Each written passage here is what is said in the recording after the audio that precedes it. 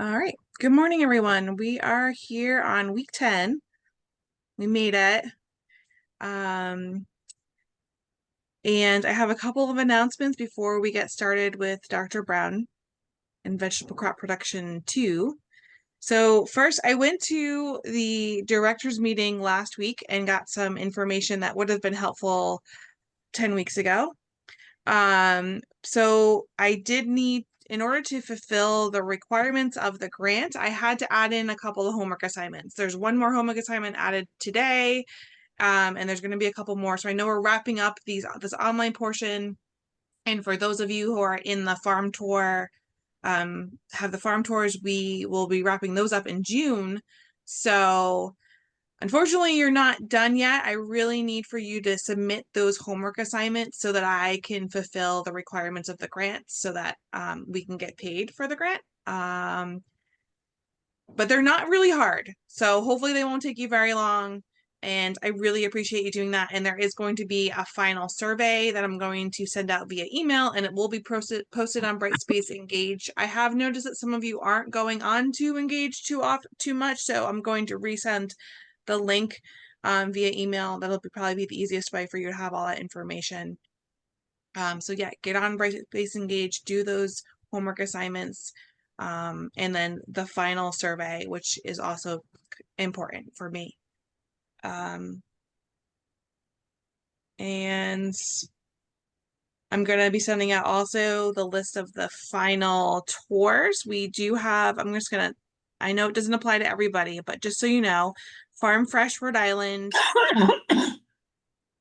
is going to be May 8th at 1 o'clock. And they're going to be going over selling wholesale.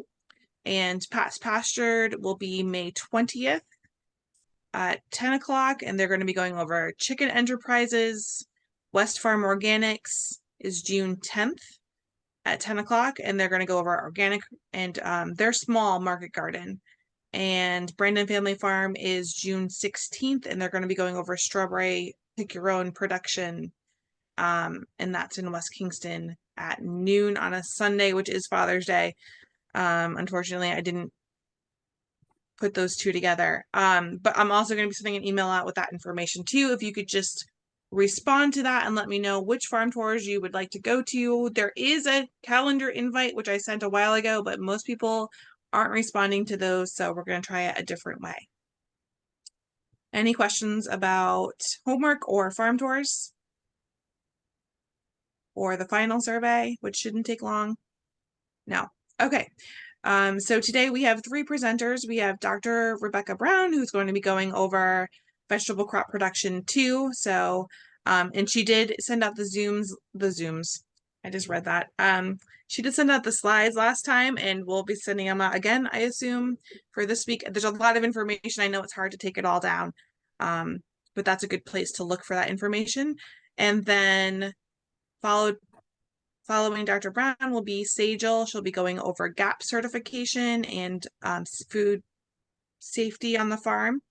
And then we'll be wrapping up with Katie, who will be going over introduction to plant diseases and a little bit of how to prevent and or treat those diseases. So without further ado, Dr. Brown. Oh, I need to make you a host. 1 second. Okay. Well, while Trish does that, does anybody have questions about our leaf, root, and stem vegetables that we talked about last week?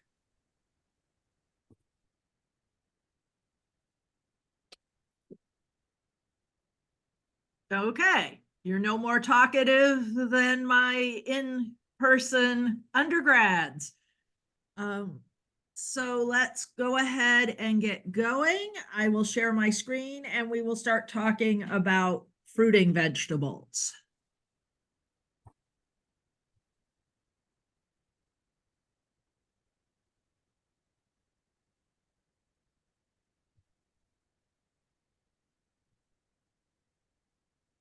Okay, so today we're going to have the second part of our discussion about vegetables, focusing on the fruiting crops. And these are some of the real backbones of local vegetable production, crops that pretty much every farm will grow. These are, of course, the crops that we grow for their fruits or their seed pods. A lot of them are a lot more sensitive to cold than the crops that we talked about last week. Many of these are tropical perennials. So you're looking at crops where you may be able to get a season-long harvest off of a single plant. And because of that, good fertility is really important with these. Giving them adequate nutrients during their vegetative growth stage, including during transplant production, is crucial to getting high yields. And then good pest management is very important because maintaining healthy foliage throughout the fruiting period is what gives you good quality. So we're going to talk about 4 different families today. We're going to start off with the nightshades or the Solanaceae. This is the tomato family. And this is the one that pretty much every market farm that's growing vegetables is going to grow. Then we'll talk about the cucurbits, which is the squash and pumpkin family. We'll talk about the legumes, which are beans and peas, and then we'll touch on corn, which is a member of the grass family. So let's start with the nightshades. We actually have 2 genera, or you could think of them as clans. For these, one is the capsicum, which is the peppers, and then solanum, which is tomatoes, potatoes, and eggplant. And the thing to remember about this is that tomatoes, potatoes, and eggplant are much more closely related to each other than they are to peppers. And this is important when you start thinking about diseases and insect pests. So we're going to start with tomatoes because tomatoes are the most widely grown vegetable crop. In terms of number of growers, they're the most popular with home gardeners. They're the most popular with market gardeners. And for many market farms, tomatoes are actually their biggest moneymaker. So they're a really important crop. So the basics of tomato production, we grow tomatoes from transplants. And tomatoes are, as transplants, probably one of the easiest crops to grow. They're incredibly tolerant of root disturbance. They're incredibly tolerant of rough handling. They germinate really easily. They tend not to suffer from damping off and chilling and other transplant problems. You can transplant them up until the plants begin to flower, but smaller is better. And if you do choose to try and get a jump on your season by transplanting large tomato transplants, you do want to make sure that you keep potting them up as they get bigger. Where you can run into problems with tomato transplants is if they get overly hardened by being left in pots that are too small for too long and allowed to run out of nutrients. Tomatoes will tolerate temperatures down to just above freezing. They are, of course, frost sensitive, but they grow best at temperatures above 50. So while you can certainly transplant them into your high tunnels now, and a lot of the commercial growers in southern New England are already transplanting their tomatoes into their high tunnels, You want to wait to put them out in the field until the daytime highs are consistently above the low 50s. And because tomatoes are so robust and relatively cold tolerant, there isn't a yield boost if you grow your tomatoes on black plastic mulch with raised beds. That said, plastic mulch is still a great way to keep the weeds under control. If you're not trellising or staking your tomatoes, plastic mulch can help to keep the fruit clean. In high tunnels, you actually want to use white plastic or organic mulch because black in the high tunnel can actually make the soil too warm. And that can cause problems for the tomatoes. If their root systems are too warm, they have a harder time taking up nutrients. There are literally hundreds of tomato varieties out there. This is partly because tomatoes are self-pollinated. The seeds are mature at the stage that we harvest the fruit.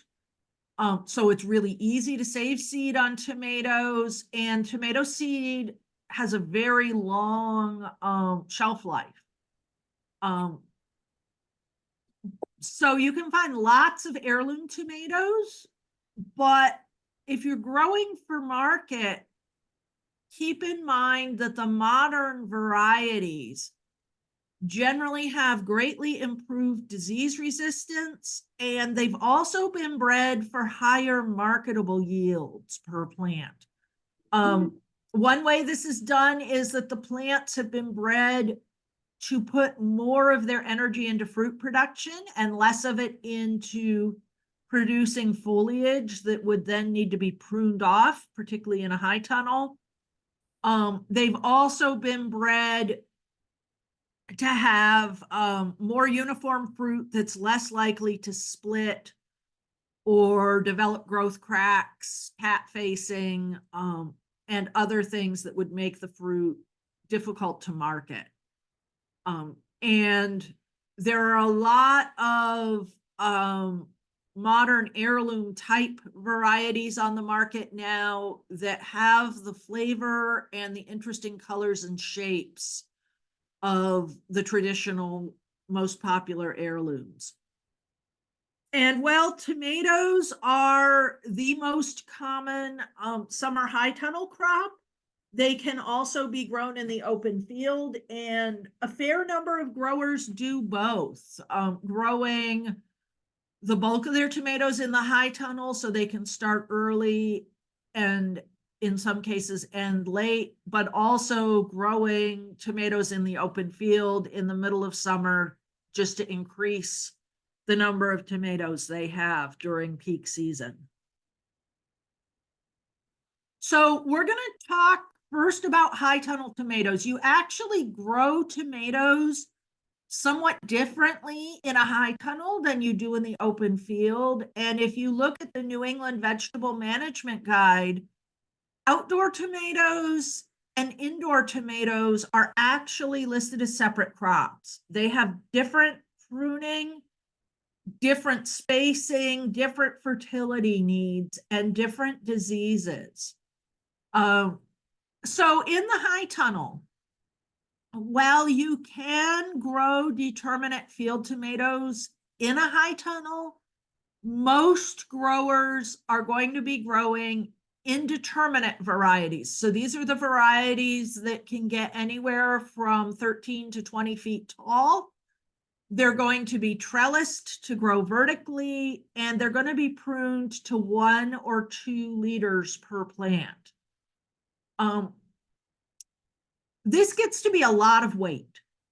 A single 13-foot long tomato vine with fruit can weigh as much as 40 pounds. And if you've got a typical 30 by 96 high tunnel, you could easily have 90 or more of these plants in a row. So that is a large amount of weight. You need to make sure that your tomato trellis is strong. If you're using wire as the top of your trellis, you can use the high tunnel to support it, but you want to run the wire above the cross beams of your high tunnel, and you do not want to tie your tomato trellis off to your end walls. This is really tempting because it's really easy to tie your tomato trellis off to your end walls. But over time, the weight of the tomatoes will pull the end walls of your high tunnel in towards the center. And this can eventually cause your whole high tunnel to fall over. What you want to do is make sure that you distribute the weight in some manner across every rib of your high tunnel, rather than putting it all at the ends. And if you're not using the high tunnel as a frame for your trellis, make sure that whatever you do use in the way of posts is strong and that you've got proper guy wires to counteract the weight of the tomatoes. You do not want your trellis collapsing in the height of the season. You want to space your plants fairly close together within a high tunnel. You allow about 4 square feet of space per stem. So that means that if you've got a single leader plant, you want 4 square feet. If you've got a double leader, you want 8. Tomatoes need a lot of water to support all this foliage. So up to 4 lines of drip tape per row of tomatoes. And depending on your soil, you want to irrigate anywhere from once a week to daily. You want to be careful not to over irrigate, but you also don't want moisture fluctuations. You also need to provide a lot of nutrients. If you look at the recommendations in the management guide, depending on your yield goal and your plant height, you could be applying up to 400 pounds of nitrogen per acre to your high tunnel. That is for getting 16 or more pounds of fruit per liter. So this is a lot of nutrient. A lot of it is going to be applied through the irrigation system. And you want to make sure that you're both providing enough and not providing too much. Fortunately, there's a new tool available, the High Tunnel Soils Nutrient Calculator. I included the link here. It allows you to track and predict the water and nutrient needs of your tomatoes, including mineralization of nitrogen and phosphate from your soil organic matter. You can get 8 to 16 pounds of fruit per tomato liter. So that can allow you to calculate how many plants you need. But you can see how tomatoes can be such a productive crop for growers. You do want to try to keep temperatures inside the tunnel below 90 degrees Fahrenheit to prevent uneven ripening and other fruit disorders. Fortunately, for those of us in New England, that's usually possible just by good ventilation. But as our summers get hotter, you may need to start thinking about using shade cloth on your tomato high tunnel. That's a common practice further south to keep it cool enough.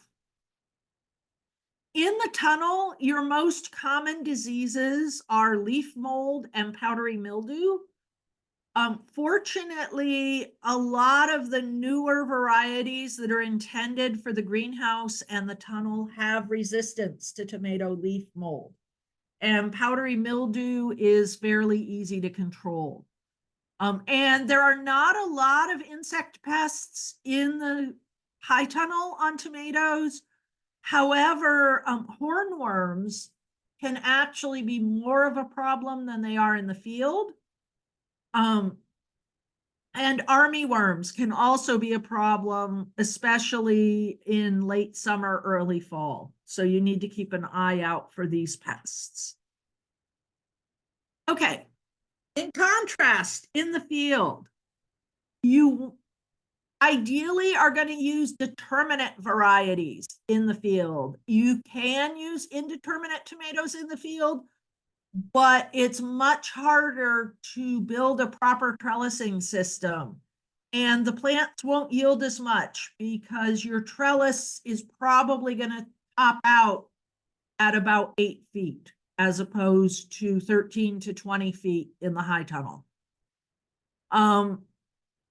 You want to space your plants a bit further apart. And that's particularly true if you don't stake your plants. Staking is preferred in that it improves ventilation.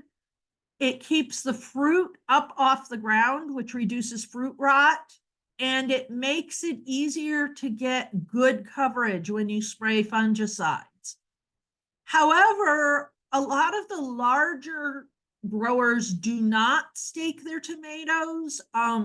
Staking is a fair amount of work in terms of labor, and it makes it harder to apply fungicides with a tractor because you need to get the boom up over the stakes.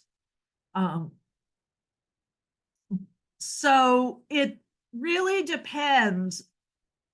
You are going to get a lot of fungal diseases in field tomatoes that you're not going to see in your high tunnel tomatoes.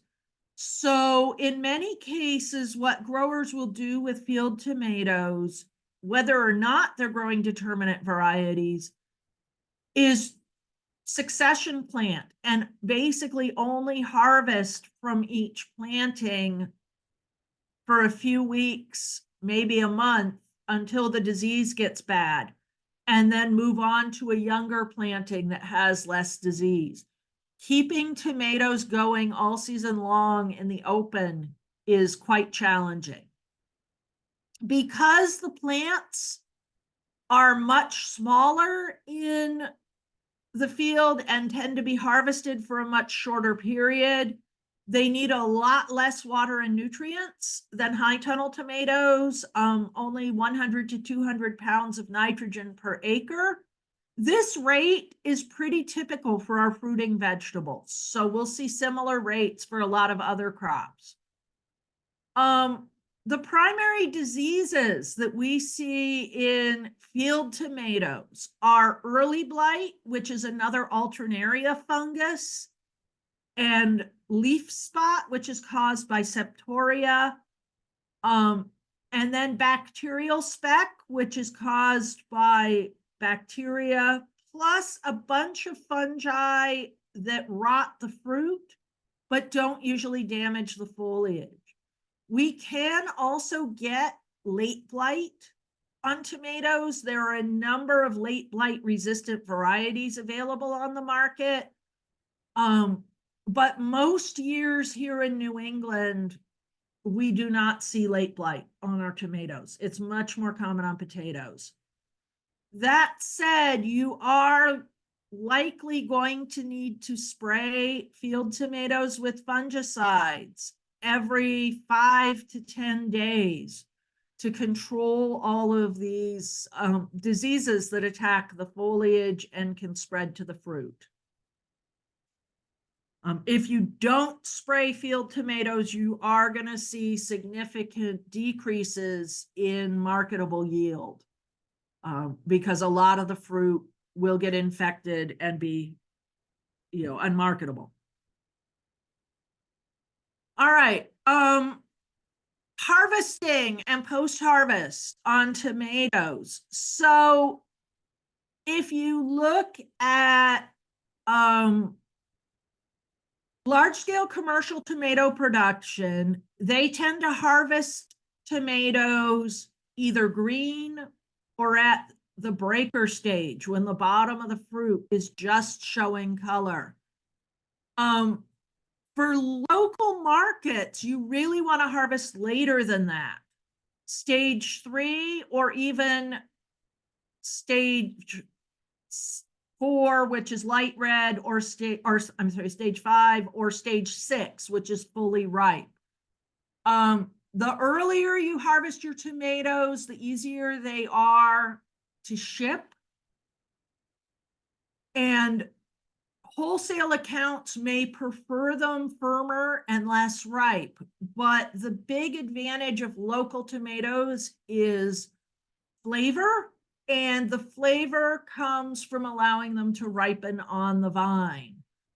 It's usually 6 to 8 weeks from fruit set to ripe fruit for main season tomatoes, although this is somewhat controlled by temperature.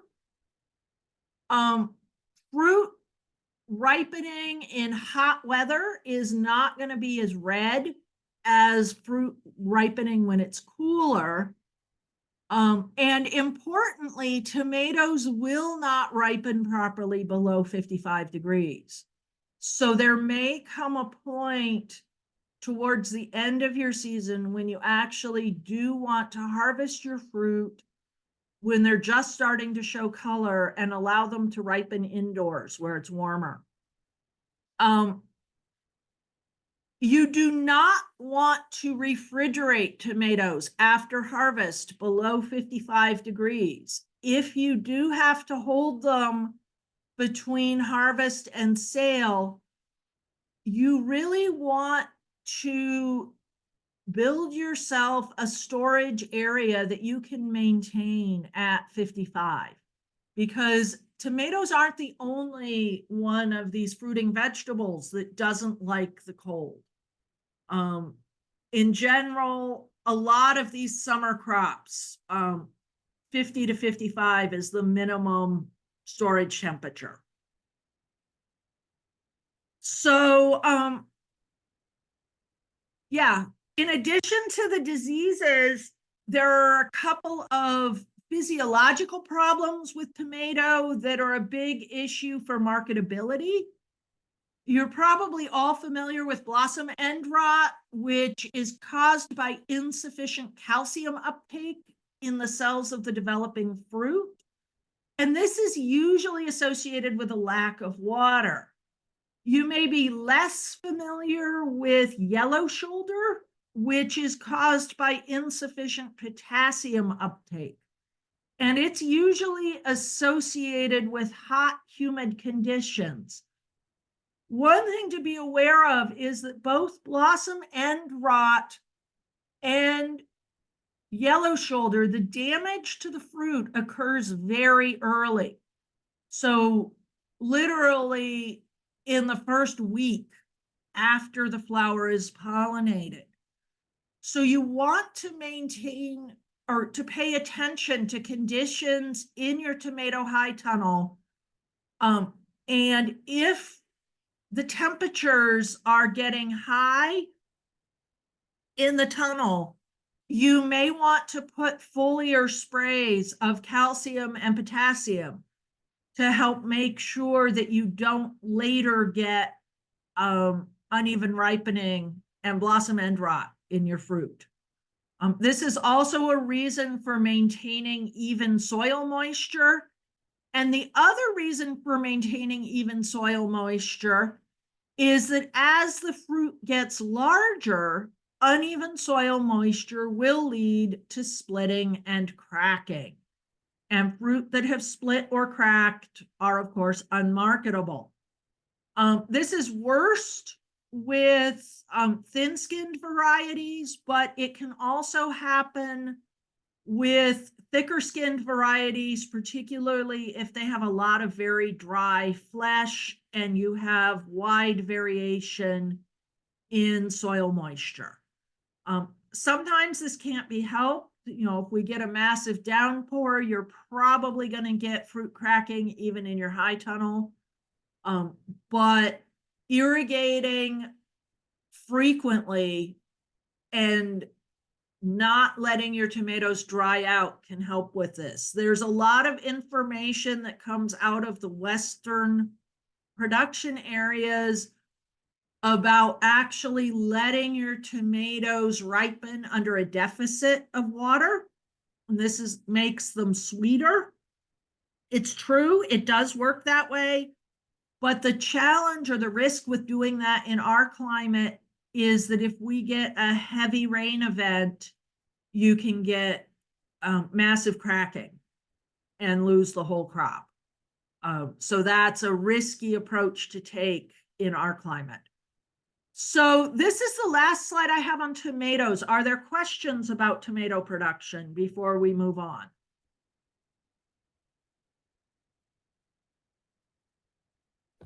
Yeah, just a question about single versus double liter production. Sure.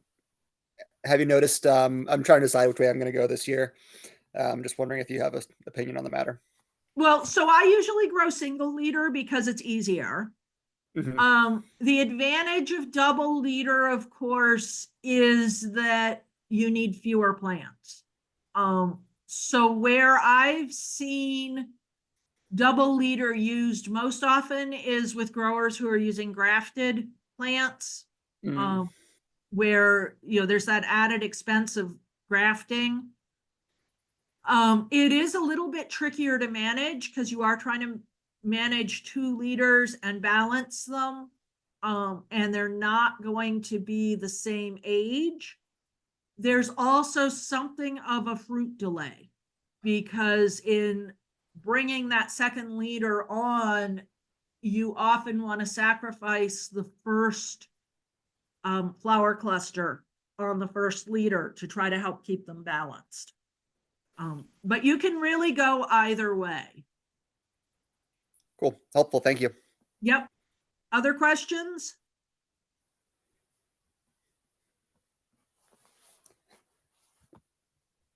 Okay. We will move on then. So the next, whoops. I'm sorry, I had a question. What would you, I thought I had unmuted. What would you Yeah, go ahead recommend, and like ask while I try intercropping to to figure this out. maximize space? Okay, I'm sorry, what was your question again? What would you, to maximize just land space, what would you recommend intercropping with tomatoes, if anything? Are you talking high tunnel or field? Field. Okay. What? Okay, I'm sorry. I didn't realize I had a narrative going on that slide. So let me turn that off. Okay. So you were talking field tomato. It's tricky to actually grow things in the same row. You can grow ground cover in between. So like I've used ryegrass. That's probably my favorite. You can also use teff. Clover is a little trickier, but if you're planning to not till under at the end of the season, clover will work also. So does that answer your question? Yes, thank you. Okay. And I apologize for the distractedness there. All right. Other questions before we move on? Okay. So you may be wondering why we're talking about potatoes, because obviously potatoes aren't a fruiting crop. We eat stem tubers when we eat potatoes. The reason we're talking about potatoes here rather than last week is that potatoes are very closely related to tomatoes. And because of that extremely close relationship, they share most of the same diseases.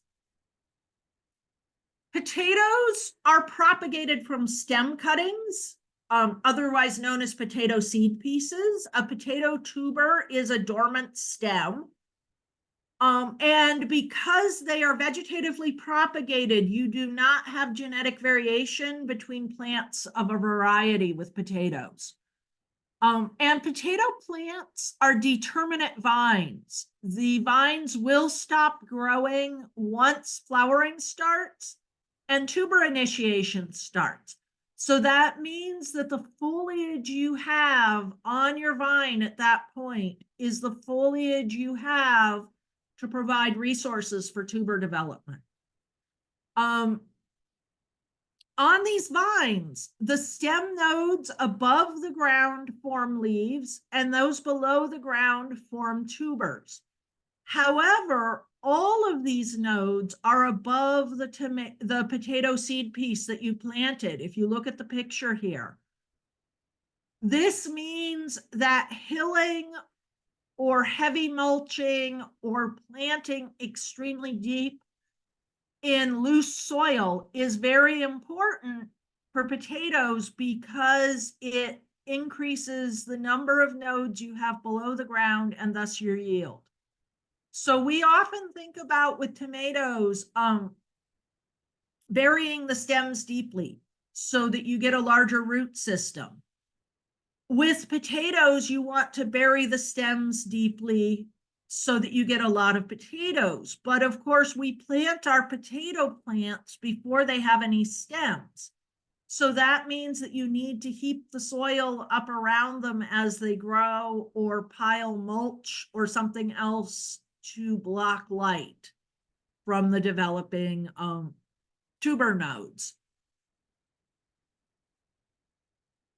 So if you are going to start out growing potatoes, if this is your first year growing potatoes, you want to start with certified seed potatoes. This is like what we talked about with garlic last week. Do not use potatoes that were sold for eating to grow your potato crop because there are all kinds of diseases that can infect potato tubers that don't compromise their eating quality or marketability at low levels. But if you use those tubers to grow your next crop, you will exponentially increase the disease problem and can have a complete crop failure.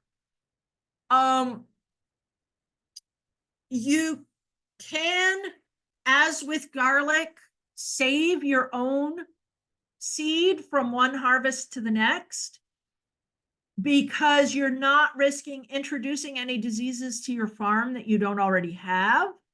But you want to try and make sure that you only save potatoes from healthy plants.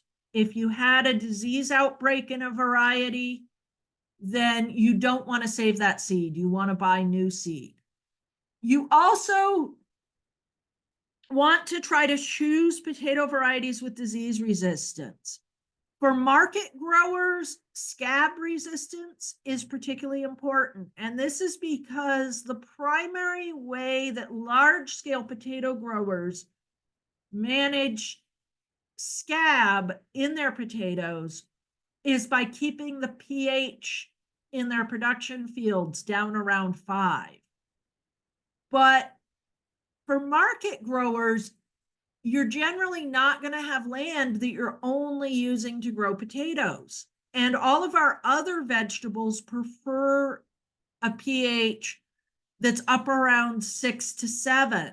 So it's really difficult to manage just for your potatoes when it comes to pH.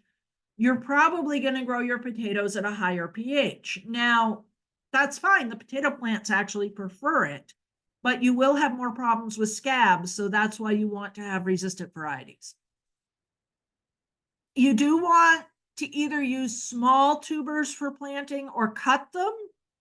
And if you cut them, you do need to allow the cut surfaces to heal before you plant. And you want to plant your potatoes anywhere from 2 to 6 inches deep with the eyes facing up. This part is important. If they can't see where they're growing, they won't emerge. Spacing within the row and between the row can vary a lot. the further apart the plants are, the larger the tubers will be. So you can control tuber size for your desired market to a certain extent by controlling your spacing. Potatoes are much more cold tolerant than tomatoes. You can start planting when the soil reaches 45 degrees Fahrenheit. The vines can withstand light frost. You can continue planting through June. You just need to make sure that your potatoes will be ready to harvest in the fall before your soil drops below 45. Okay, and they can be grown in raised beds with plastic mulch. This is particularly useful if you're growing them primarily for new potatoes. They'll be earlier, they'll grow faster in that warm soil. You don't need to hill them. You don't have as many problems with weeds. However, if you have bacterial disease in your tubers, the very humid environment under the plastic mulch can increase problems with bacterial disease. So again, if you're going to grow your potatoes this way, you want to make sure, as sure as you possibly can, that you have clean planting stock. And unfortunately, this is never 100%. Even with certified planting stock, sometimes diseases can slip in. One advantage of growing with plastic mulch is that it does make it easier to use row covers to protect your potato plants from insects, which we will touch on in a little bit here. So with potatoes, you do want to try to rotate crops. And this is because Colorado potato beetle, which is the primary insect pest of potatoes, overwinters in the soil in the potato field.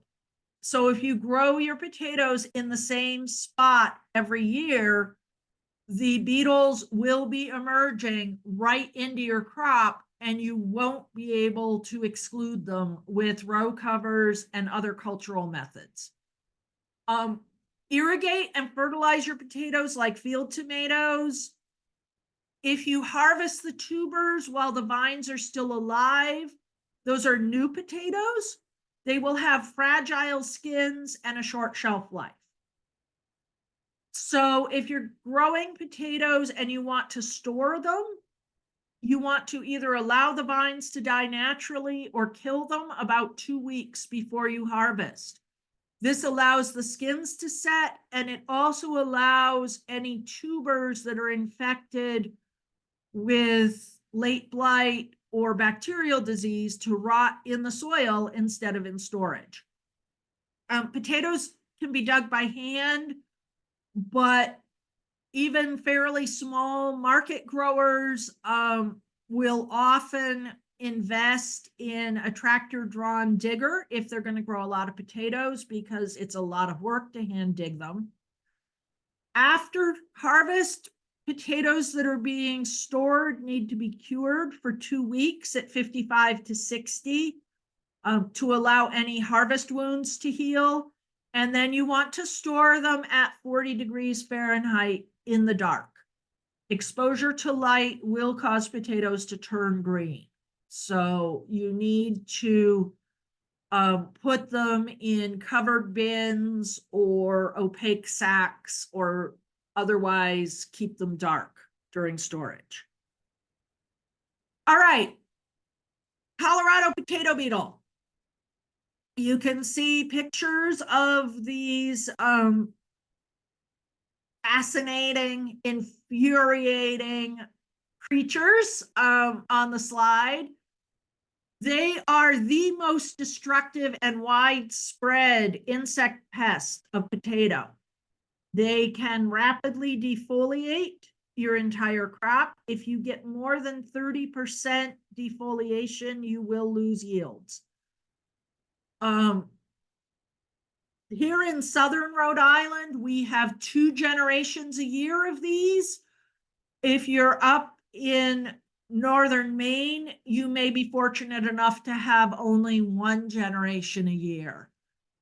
These are resistant to many insecticides. Colorado potato beetle has an amazing ability to evolve resistance. So if you are using insecticides to control your Colorado potato beetles, you want to use products sparingly. You want to rotate between different effective active ingredients. And you definitely want to practice integrated pest management. This means scouting. This may mean hand picking early in the pest outbreak. It may mean using things like row covers or traps along the field edges. You don't want to simply let your beetles become a problem and then hit them with an insecticide, because that's a really good way to have that insecticide stop working for you. It's also very important to control the first generation of Colorado potato beetle on your farm, particularly if you're in a place with 2 generations, because if you don't control that first generation, your second generation will be even worse and may get completely out of control. The other insect that you need to worry about with potatoes is potato leafhopper. And despite this insect's name, it actually primarily feeds on legumes. Alfalfa, clovers, and beans are some of its favorite hosts. But it will move from these crops to potato, and it injects its saliva into the leaves, which causes basically a poisoning reaction that makes the leaves look like they've been burned. We call this hopper burn. And hopper burn can significantly reduce the photosynthetic capability of your potato foliage. So it will affect your yields, and you do want to scout for leafhopper and control them. Fortunately, the leafhoppers can be controlled by a lot of different insecticides. They're not like the Colorado potato beetle in rapidly developing resistance. All right, diseases. There are a number of virus diseases that you need to watch out for in potatoes. This is a major reason for buying certified seed. You also do need to watch for late blight, which is much more common on potatoes than it is on tomatoes. Again, certified seed is your best protection. The same early blight that causes problems on field tomatoes also causes problems on potatoes.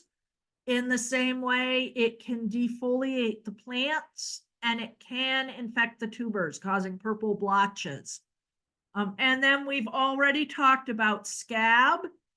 Another problem with potatoes is hollow heart.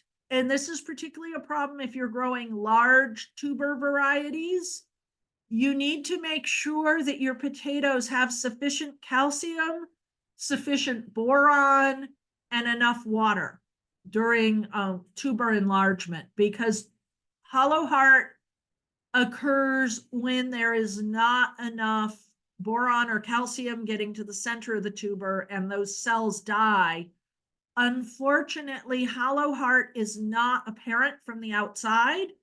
You only find it when you start cutting into the tubers. So even a relatively low occurrence can make an entire harvest unmarketable, because you have no way of knowing which tubers are affected. Okay, questions about potatoes before we move on?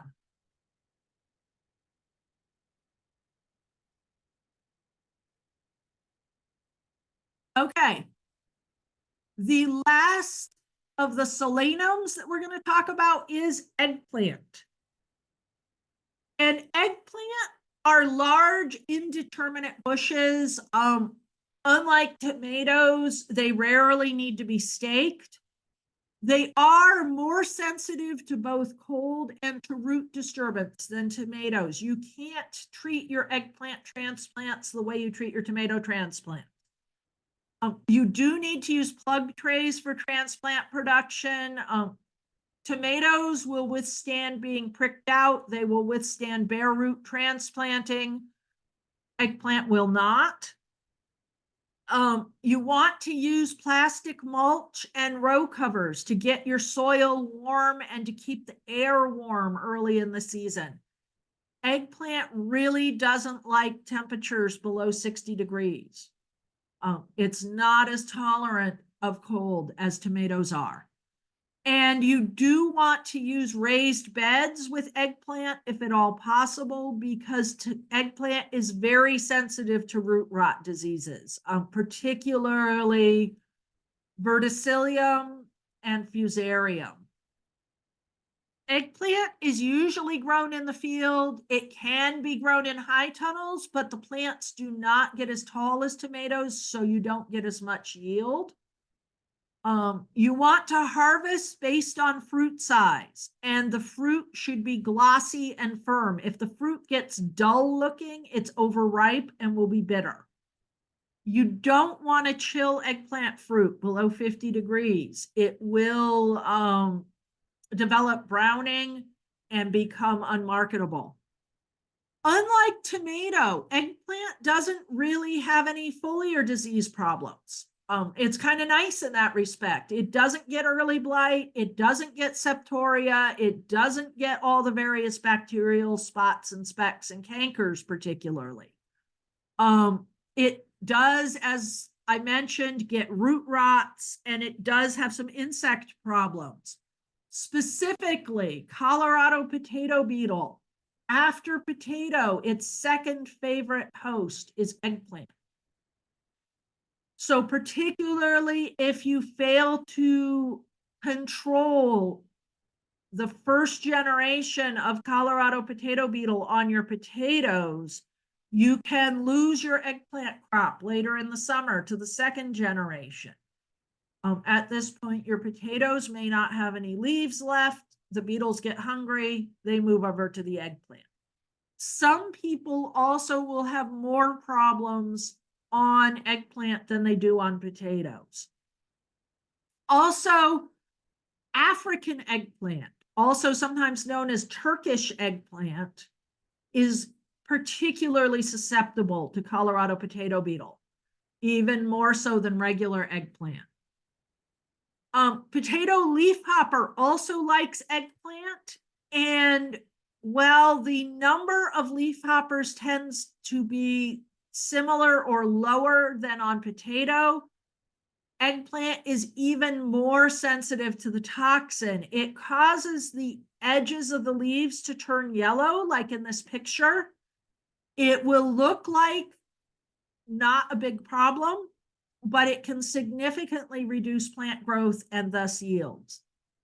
Flea beetle is also a problem on eggplant, particularly on young transplants. Usually the plant will grow out of this and you won't actually lose any plants to flea beetle.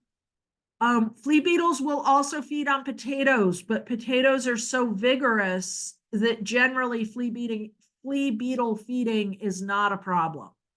These are a different species of flea beetle than the one that attacks your cabbage family plants. This species likes potato, pokeweed, beets, and strawberries, but not cabbage family.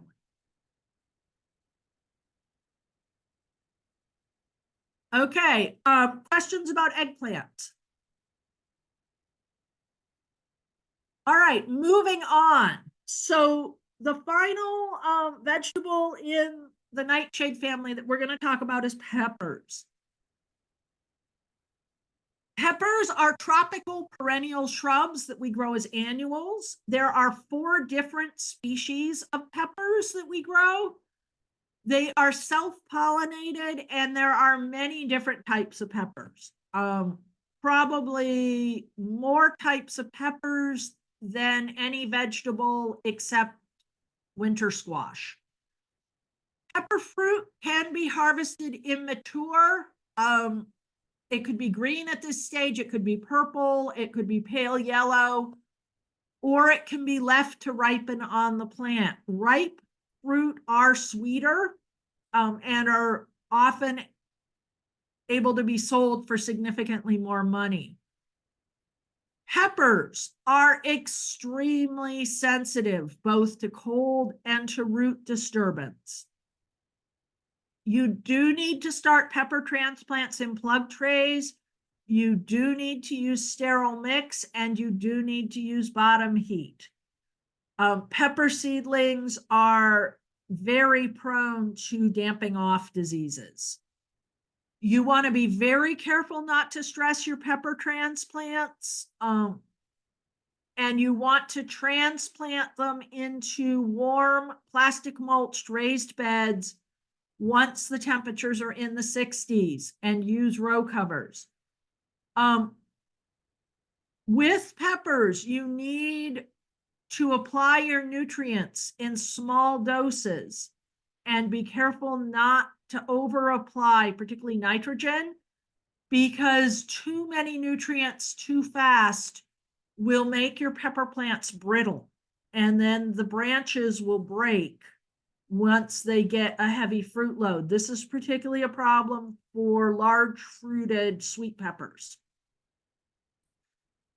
Peppers are more heat tolerant than tomatoes. Optimal temperatures are 65 to 95, and peppers like warm nights. This is particularly true for hot peppers. The warmer the night, the higher the capsaicin level and the hotter the pepper will be. Okay. You probably are going to need to stake your peppers to prevent wind damage and lodging. Peppers have shallow root systems and weak stems, and they will very easily fall over under a fruit load. And when they do, the fruit is no longer covered by the foliage, and that's when you can easily get sunburned fruit.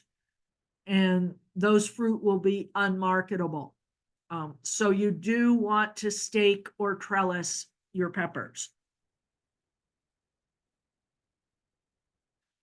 Okay, the primary insect pest on peppers. So Colorado potato beetle does not bother peppers. Hornworms rarely bother peppers. The biggest problem is the pepper maggot, particularly in southern New England.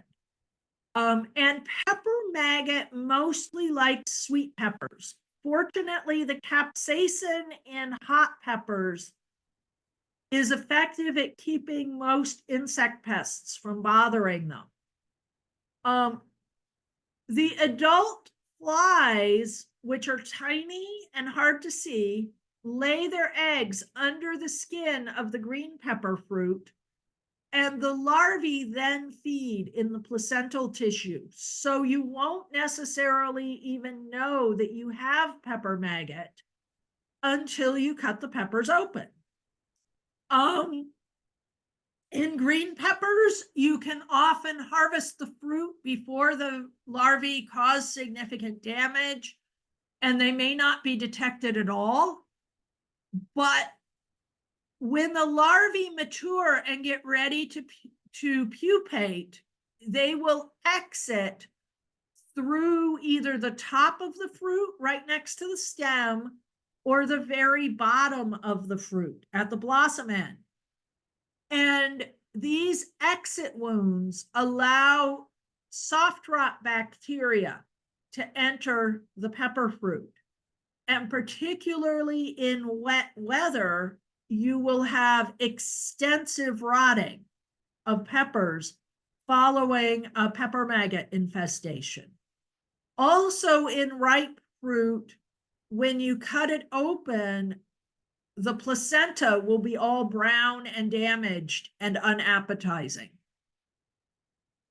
Fortunately, the adult flies are only active for about 2 weeks between mid-July and early August. We only have one generation a year.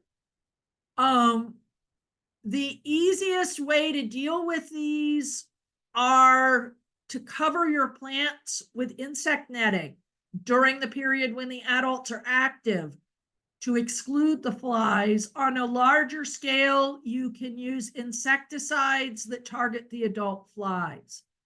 And there are monitoring traps. You also don't want to plant peppers near woodlands if you can avoid it, because the woodlands tend to be where the adults overwinter. And so you will get more damage to peppers that are planted close to woodlands.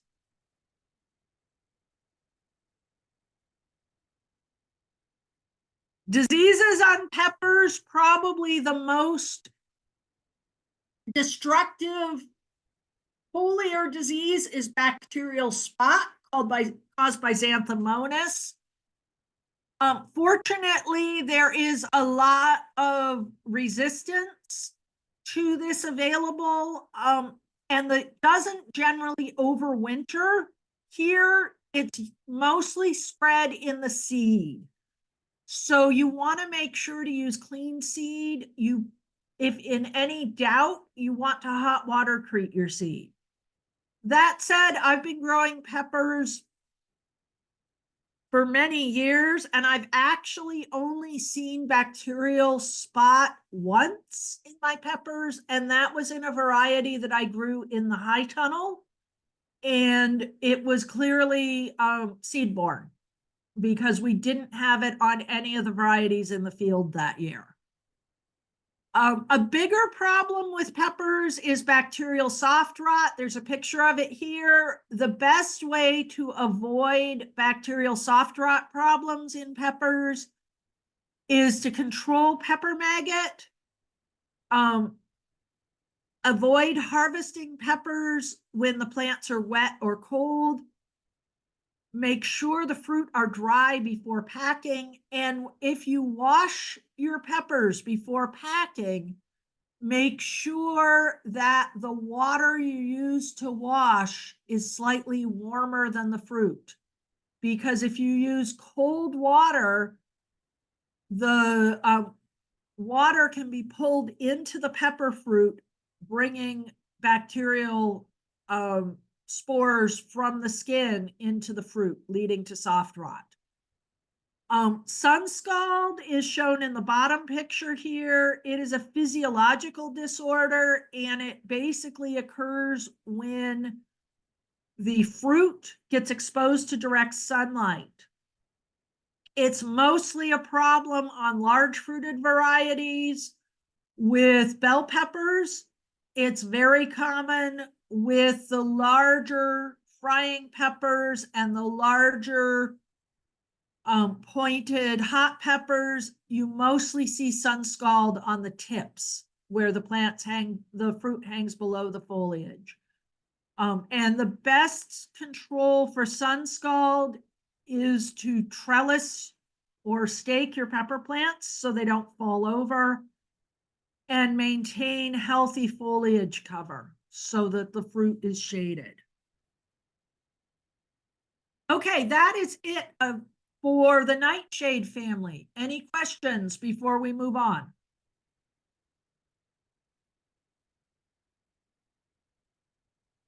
Okay, the next most important fruiting crops for market growers are the cucurbits. And this family includes melons and cucumbers. It includes squash and pumpkin, and it includes watermelon. The cucurbits, in many ways, are one of the harder groups to grow here. They have a lot of insect pests. They have a lot of diseases, but they're very popular with consumers. So if you can grow them well, It's worth doing. Okay, we're going to start with cucumis, which is melons and cucumbers. These are different species, but they're very closely related. Both of them are native to Asia. The cucumber is grown for its immature fruit, and the melon is normally grown for the mature fruit. The plants are short to medium vines. They can be trellised or let sprawl. Cucumbers are often trellised. They are well suited to production in high tunnel or screen tunnel, although they are less profitable than tomatoes, mostly because even in the high tunnel, you're not going to get more than about 6 weeks of harvest from a cucumber crop. Cucumbers are very sensitive to cold, particularly cold soil. You can have lethal root chilling occur at 50 degrees Fahrenheit. And particularly on melons here in New England, we have a syndrome called melon vine decline that occurs just before the fruit ripens. And it's caused by a combination of root chilling earlier in the season, feeding on roots by the cucumber beetle larvae, and root infection with fungi. So one of the ways to prevent this problem is to make sure that when you transplant out your melon plants, you have allowed your beds to warm before planting. Use of black plastic can double yields in these crops. And you probably want to use row covers to maintain a warm air temperature until the plants start to flower. Cucurbits are sensitive to root disturbance. You want to use plug trays, and you want to make sure that you don't let your transplants get overaged. They should have no more than 3 true leaves when you transplant them. This only takes about 3 weeks in a warm greenhouse, so don't start them too early.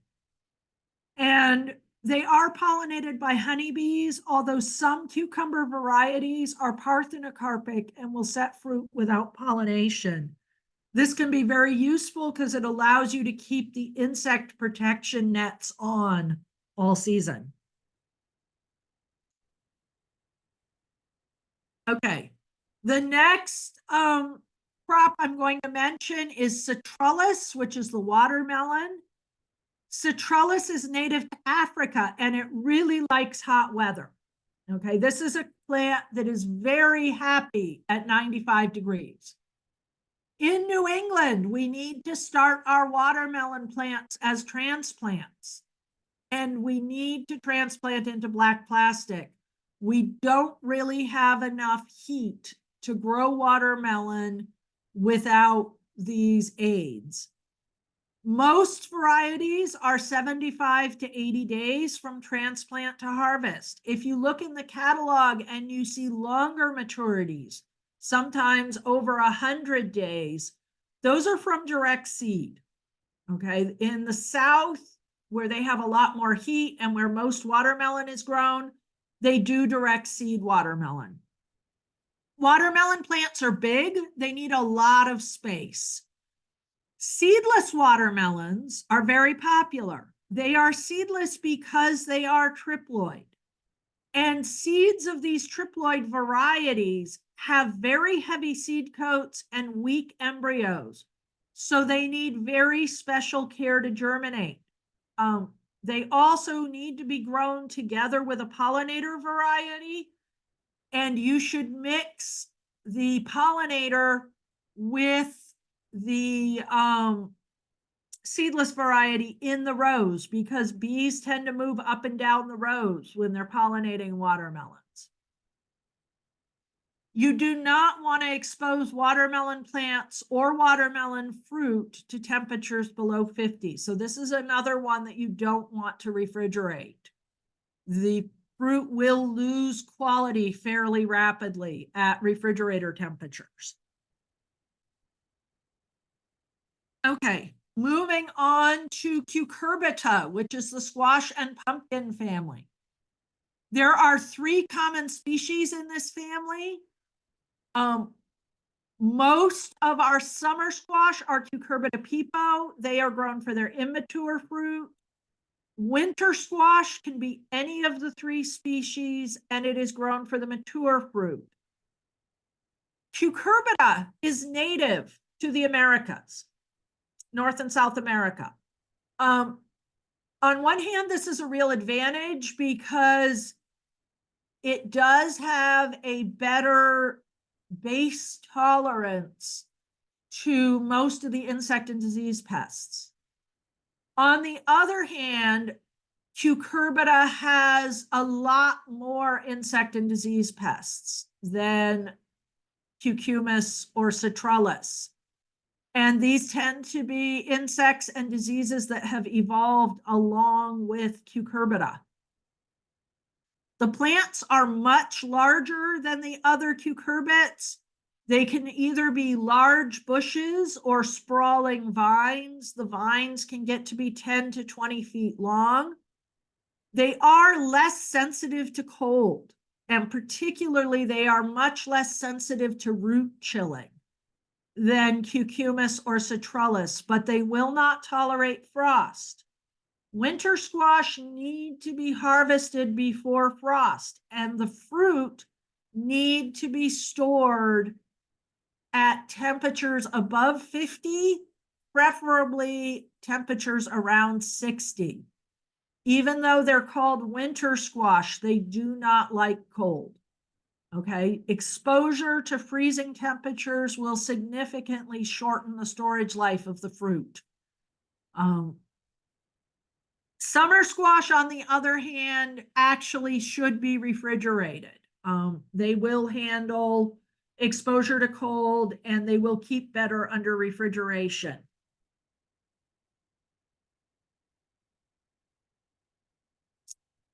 Okay, so I covered all of those different plants together because much more so than with the Solanaceae, the cucurbits share pest and disease problems.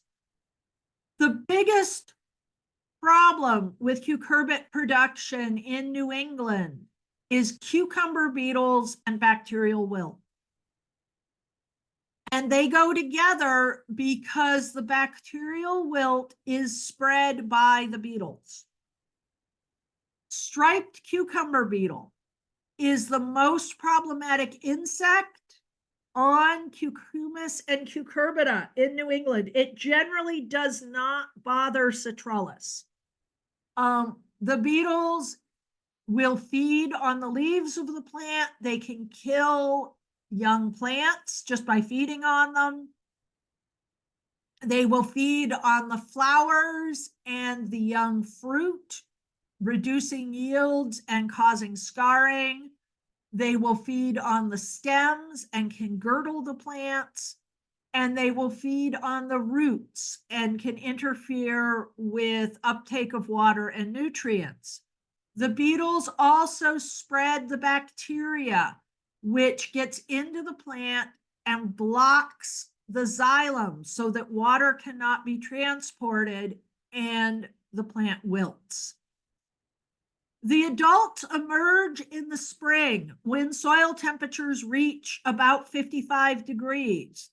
In Rhode Island, this is usually the 3rd week of June, but it can be much earlier.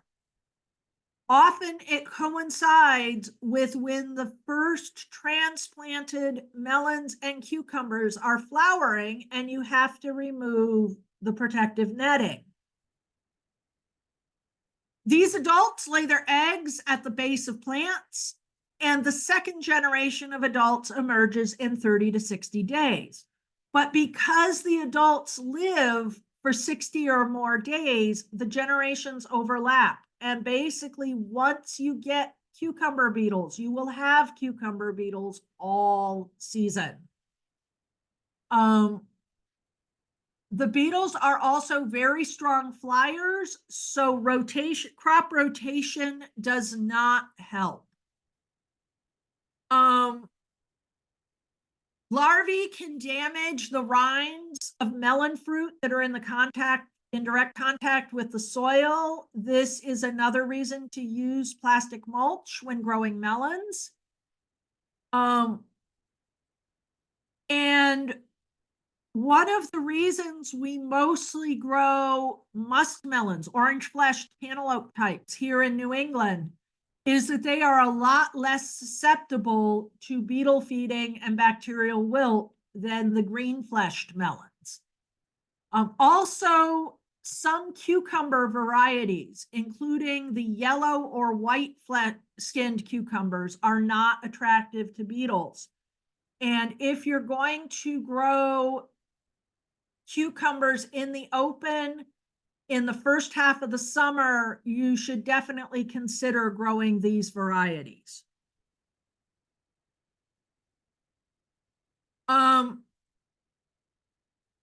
Cucumis is very susceptible to bacterial wilt.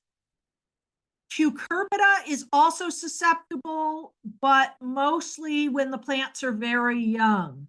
So with cucurbita, if you keep your plants covered or protected from beetles until they have 5 true leaves, you're generally not going to have problems with bacterial wilt.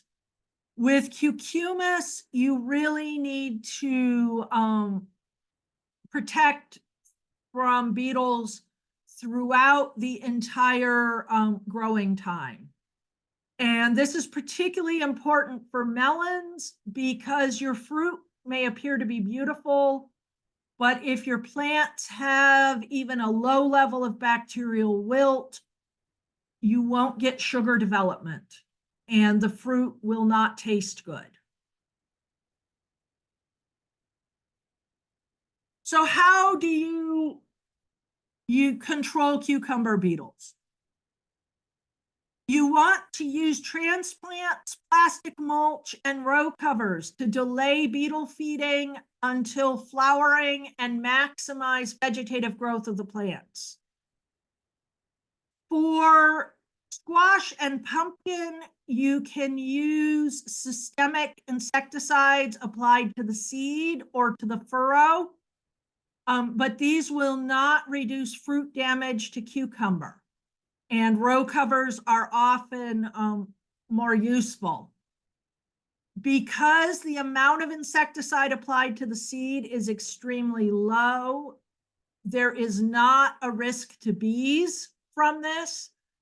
However, once cucumber or any cucurbit starts flowering, it's very difficult to control cucumber beetles with insecticides because all insecticides that work on the beetles are also going to damage bees or harm bees.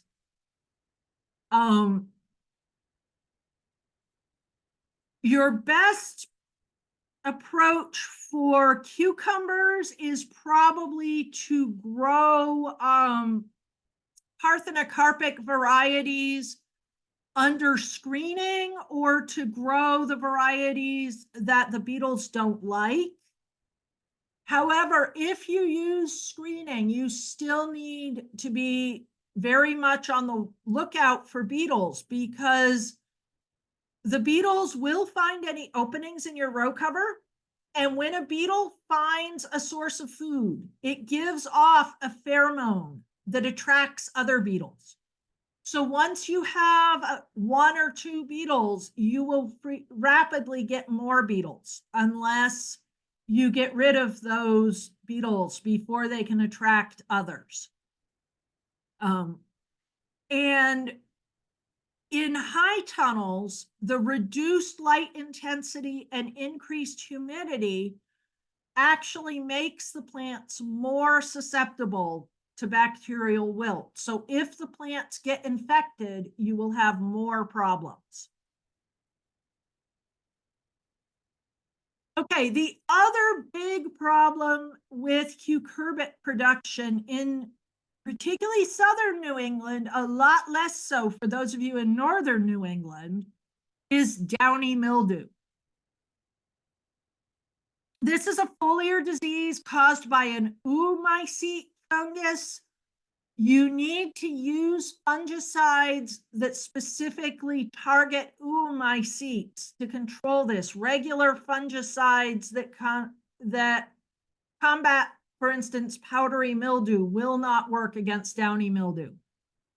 The spores are spread by wind and the infection is favored by warm, humid weather. The fungus does not overwinter outdoors in the Northeast, and it usually travels up the coast from the south. It doesn't generally reach Rhode Island until August, and it generally does not reach northern New England at all. The infection rapidly kills the leaves, stopping plant growth. And the symptoms differ by cucurbit species. So you need to learn what it looks like on each species that you grow because it's easy to mistake it for other things. It's a real problem in melon and watermelon because it tends to strike just as the fruits are ripening, causing an inability of the fruit to accumulate sugar. In pumpkin and winter squash, downy mildew is mostly a problem because it will kill the foliage and allow the fruit to sunburn. In cucumbers, it will basically wipe out your crop.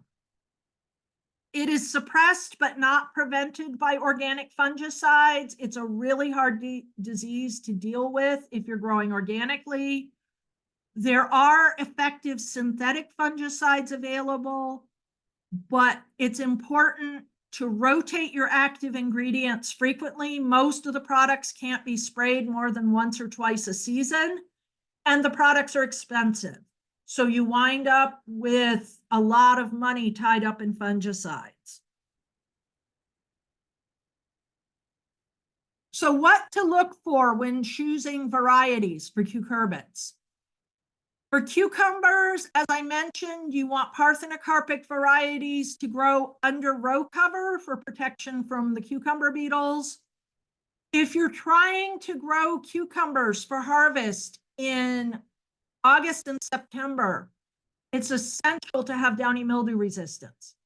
Fortunately, there are new varieties available that have excellent downy mildew resistance. However, these are not recommended for early summer because they are very susceptible to the cucumber beetle. And you want powdery mildew resistance, which is very widespread. For melons, you want resistance to powdery mildew and to fusarium. And for squash and pumpkins, you want powdery mildew resistance if available and a bush growth habit. Okay, that's all I have about cucurbits. Could we take a 5-minute break and then keep going?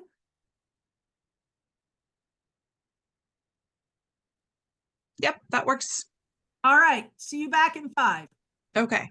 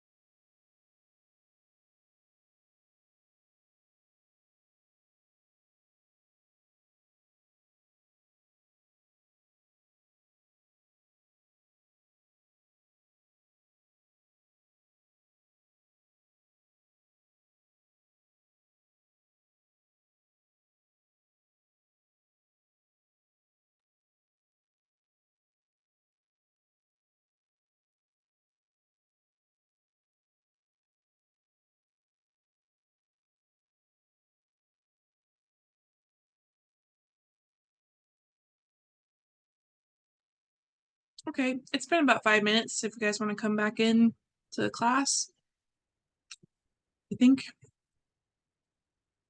Yep.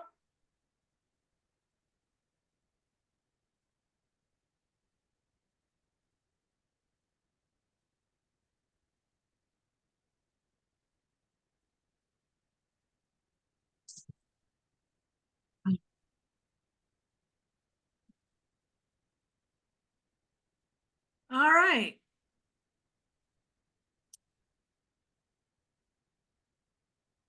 Well, we're giving people a minute to rejoin. Does anybody have questions about the crops we've covered so far now that you've had a minute to think? I have a question, Yep. and it's more about the terminology. What Sure. is determinate and indeterminate mean? Okay. Yeah. So, in plant physiology, determinate means that the stem ends with a flower or flower cluster. Okay. In tomatoes, however, it's used slightly differently. And determinate tomatoes have a flower cluster at every node, so they tend to produce a large amount of fruit all at once, and the plant doesn't get very tall. Indeterminate tomatoes have a flower cluster every third node, so the fruit production is spread out a lot more over time, and the plant is able to keep growing a lot longer because it's not putting all of its resources into fruit production. Okay. Got it. Fabulous. Yep, Thank you. sure. Other questions?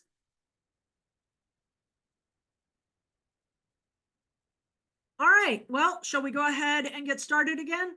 Okay.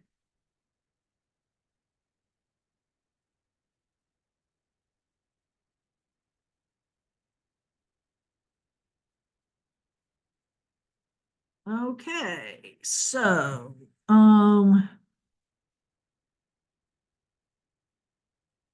let's pick up where we left off.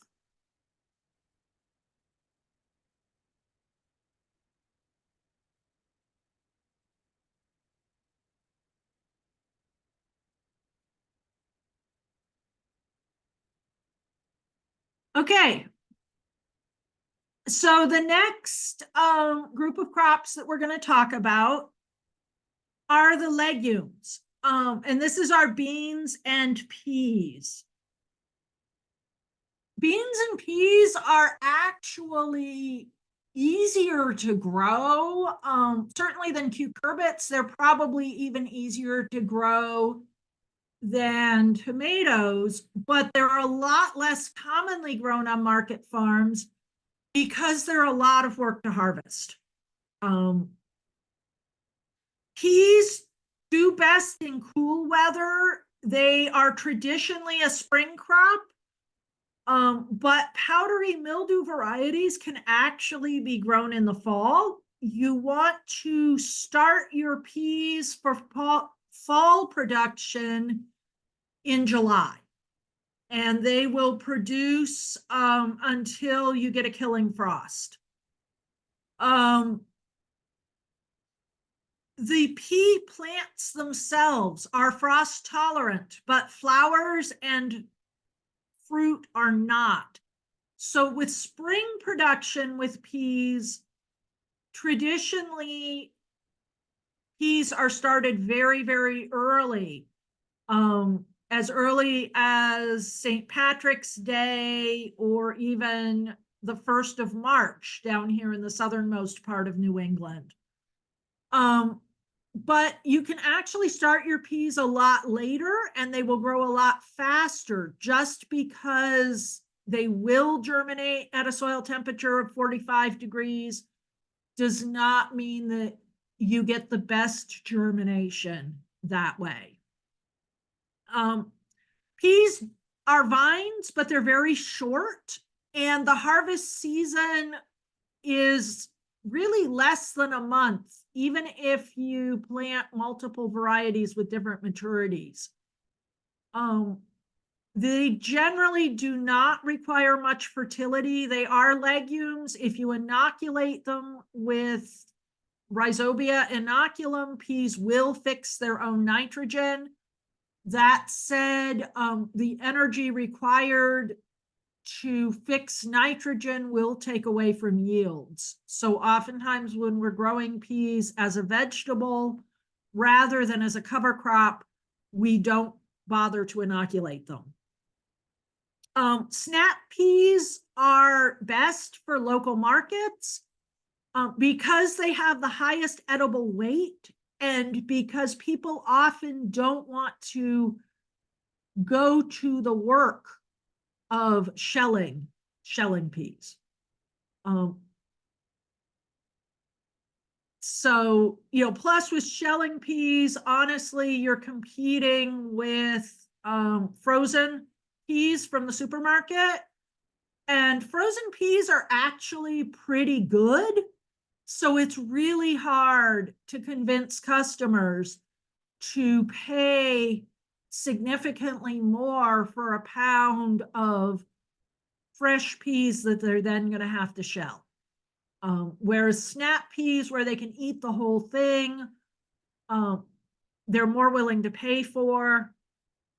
And snap peas are heavier, so that means fewer peas in a pound and thus less harvest time per pound. Peas are usually direct seeded with about 2 inches between plants in the row, and either 30 inches between rows, or you can do paired rows, one on each side of a trellis, and then do 30 or more inches between trellises. However, if you use paper pots, you can actually transplant peas. And this can be really useful because in the early spring, peas are very vulnerable to seed corn maggot and also can be vulnerable to birds. So if you transplant them, you get around that problem. In the fall, transplanting peas can help with improved germination in warm soils. And you also just can get better control if you're transplanting.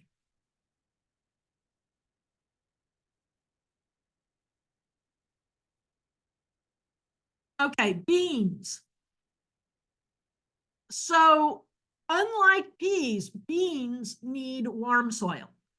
So one way to think about it is that you grow peas in the spring and the fall, and you grow beans in the summer. Bush beans are by far the most common.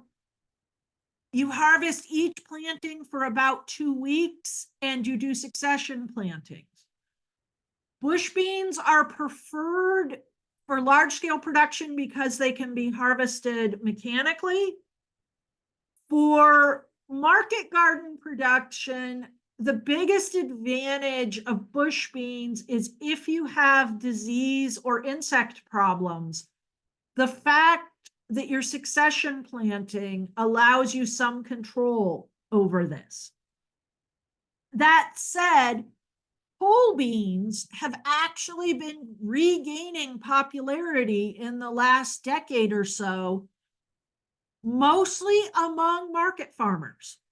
And the advantage of pole beans is that you grow them on a trellis or trellised in a high tunnel, and you can harvest off the same bean planting all season long.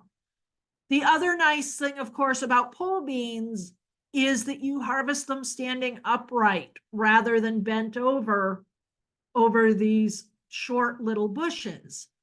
There are modern pole bean varieties that have been released to meet this regaining demand, and they have better yields and larger pods than the heirloom pole bean varieties. So they're definitely worth looking into if you want to grow pole beans.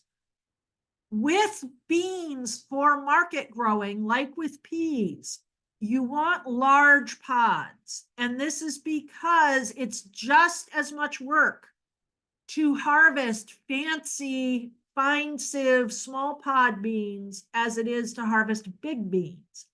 And you get more bean for your harvest labor with the larger pods, which if you're selling your beans by the pound means you can get more return on that harvest labor. With both beans and peas, a lot of farms that run CSAs will grow these as you-pick crops rather than devoting paid labor to harvesting these. And that allows your customers, your CSA members, to have these very popular vegetables if they want them, without requiring a lot of labor. Beans need warm soil, 60 degrees Fahrenheit or above. They are very rarely transplanted because they're planted into warm soil. Seed maggot is not a problem with beans, and colored seeds have better germination than white seeds. A lot of the bush bean varieties for particularly processing use, so freezing or canning, have white seeds because colored seeds cause problems in processing. But if you're using untreated seed, you should probably be choosing fresh market varieties that have colored seeds. Beans get seeded 2 inches apart in the row with 18 to 36 inches between rows. If you're growing your beans on plastic mulch to reduce yields, you can do 2 seeds per hole and space them 4 to 6 inches apart. And that means fewer holes in your plastic mulch. Beans can be inoculated, but they're actually very poor at fixing nitrogen, even if they are inoculated, and it will reduce the yields. So usually they get fertilized. They don't need a lot of fertilizer, only about 50 pounds per acre. And beans are very sensitive to boron. So that's something to be aware of when you are planning your rotations. For instance, you do not want to plant your late summer beans in the rows that were used for spring brassica crops if you added extra boron for those crops. Because the amount of boron that is preferred for things like broccoli is enough to cause toxicity in beans.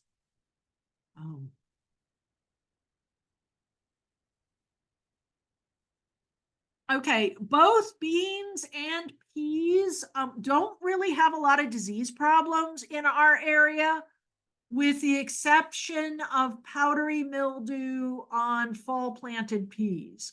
But there are a lot of powdery mildew resistant pea varieties out there, so that's fairly easy to avoid. We tend not to have a lot of the bacterial diseases that plague beans in other regions. And increasingly, there's a lot of resistance to these diseases anyway. So beans and peas are really fairly problem-free. The main reason they're not more widely grown is just the harvest labor involved. Okay, questions about beans and peas?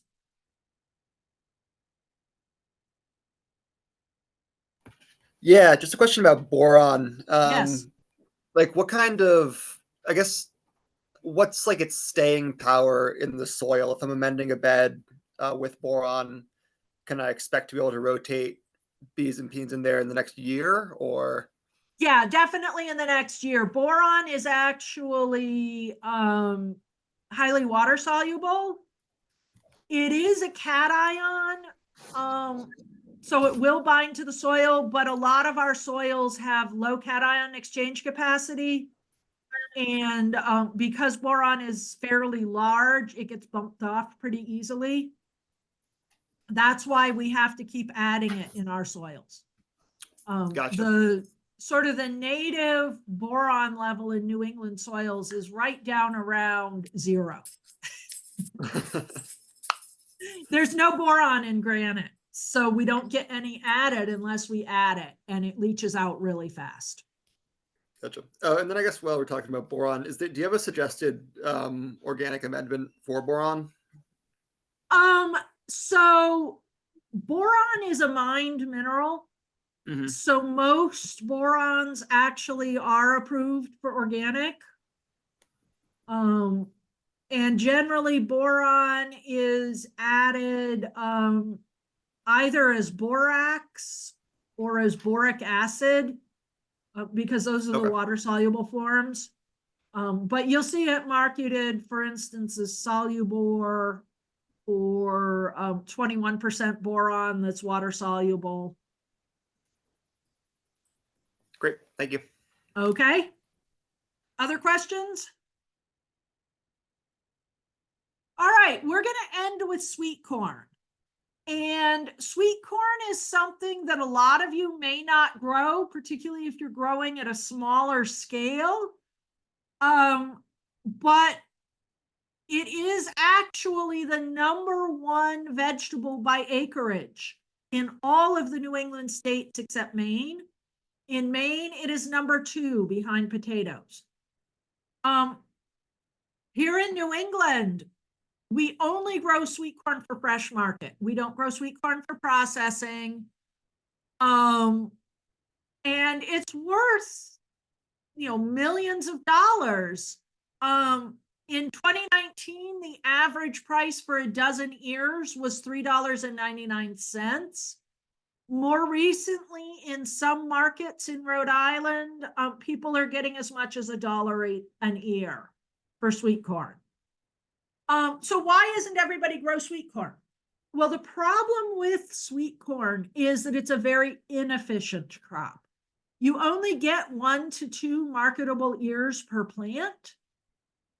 And sweet corn is worth a little over $3,000 per acre. By comparison, tomatoes are worth over $13,000 per acre. So tomatoes are worth 4 to 5 times as much per acre as sweet corn. And if you're doing high tunnel tomatoes, the value per acre is even higher for the tomatoes. Okay.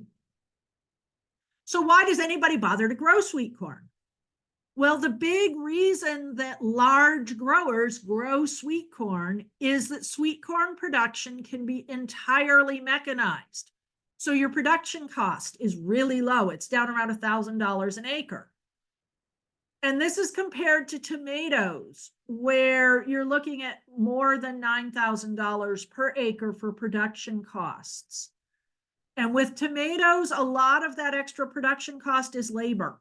It's labor for transplanting, it's labor for pruning and trellising, it's labor for harvesting. Whereas with sweet corn, you're direct seeding, you're not pruning or trellising, and it can be mechanically harvested. So why does anybody grow sweet corn?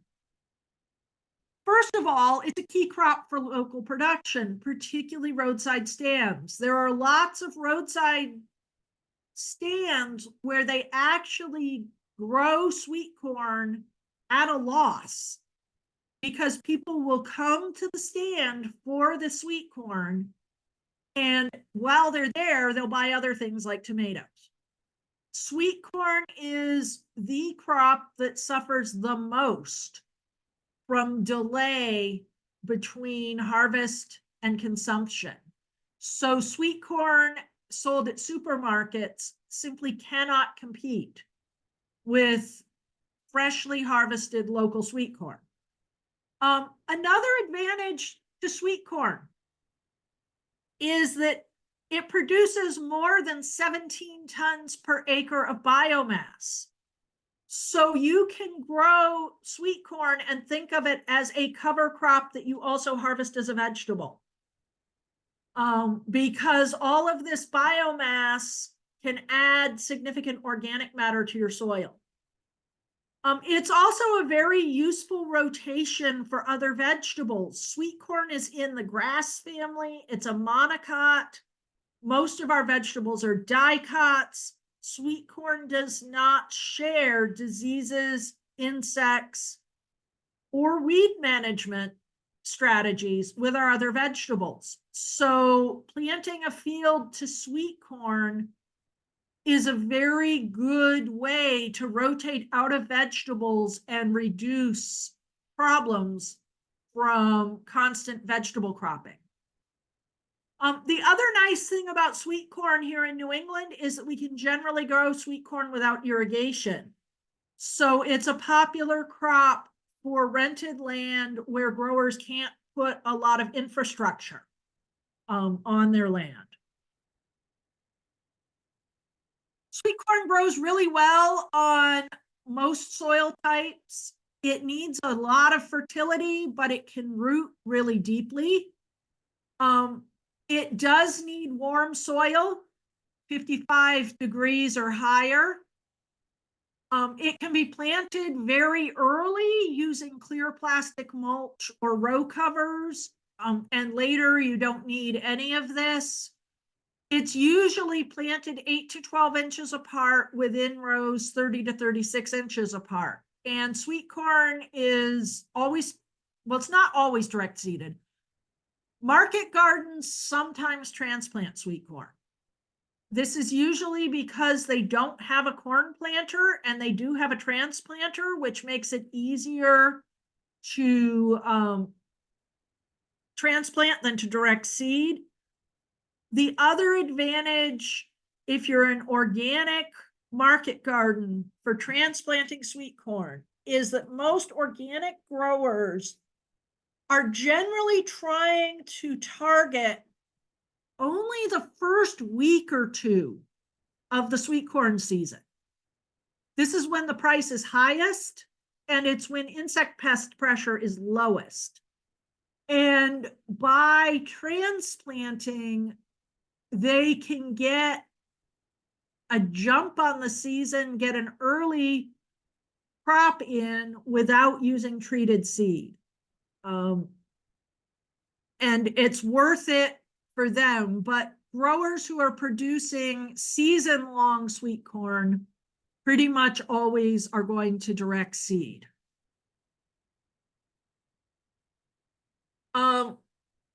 Sweet corn seed gets planted fairly deep. You want to plant in rectangular blocks because sweet corn is wind pollinated. So you need to have multiple rows flowering at once to ensure uniform population. The harvest period for a particular variety of sweet corn planted on a particular date is only about a week. So sweet corn is pretty much always succession planted, using varieties with different maturity dates, and then also multiple planting dates. Corn is a heavy feeder, but not really any heavier than things like field tomatoes or cucurbits. In large acreages, sweet corn is usually grown with herbicide because cultivating is expensive, and late summer weeds tend to be a problem in cultivated sweet corn because once the plants get tall, you have to have a high clearance tractor to get in there and cultivate. And a lot of growers don't have high clearance tractors. Time to maturity for sweet corn mostly depends on the length of the vegetative period. So later varieties have larger plants, earlier varieties have smaller plants. And the corn growth rate also depends on temperature. One of the things this means is that if you have an unexpected heat spell your corn can mature faster than expected, and you can wind up with your succession getting compressed. Generally, you harvest 18 to 22 days after half of the silks emerge. The seed should be in the milk stage with plump tip kernels, and the silks should be dry and brown. Many local growers do hand pick. An experienced hand picker can harvest 240 to 360 ears per hour, and they can sort as they harvest. Machine harvesting is faster, but you then need to hand sort after harvest.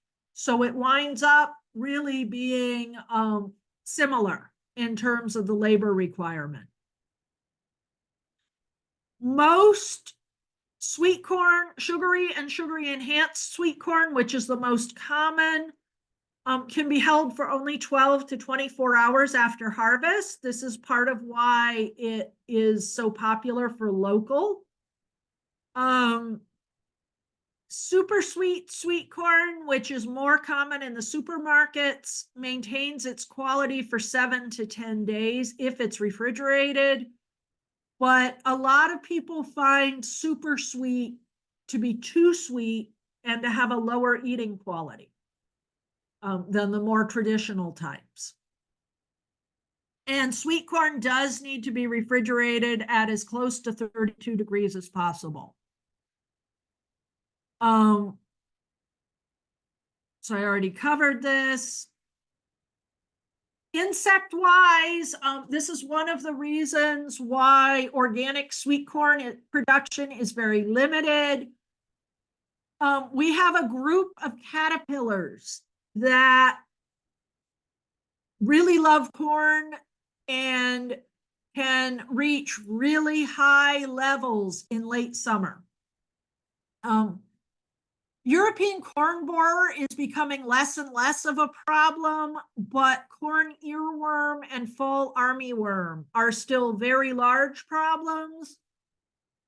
Currently, both of these migrate from the south every summer. However, we are getting closer and closer to the point in southern New England where corn earworm could start overwintering here. You want to monitor for the presence of the adult moths, and once they're present, you need to spray the silks to kill the hatching caterpillars before they burrow into the ears. This is tricky, particularly when using organic insecticides. Most of the synthetic insecticides have some ability to move through the silks, so they can actually kill the young worms while they're still in the silk channel before they've caused any noticeable damage. But the organic products often have to be injected directly into the ears to provide good coverage. And so it's really this labor of insect control that's a limiting factor for organic sweet corn production. A lot of organic growers just feel that they don't get enough money for sweet corn late in the season to be worth the effort of managing insect pests. Whereas, as I say, large-scale conventional growers will often grow and harvest sweet corn all the way through September. So that is all I have, and I think we're pretty much out of time.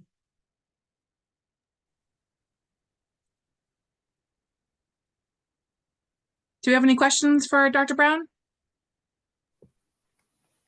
I got one. Okay. Just you mentioned the biomass value of corn.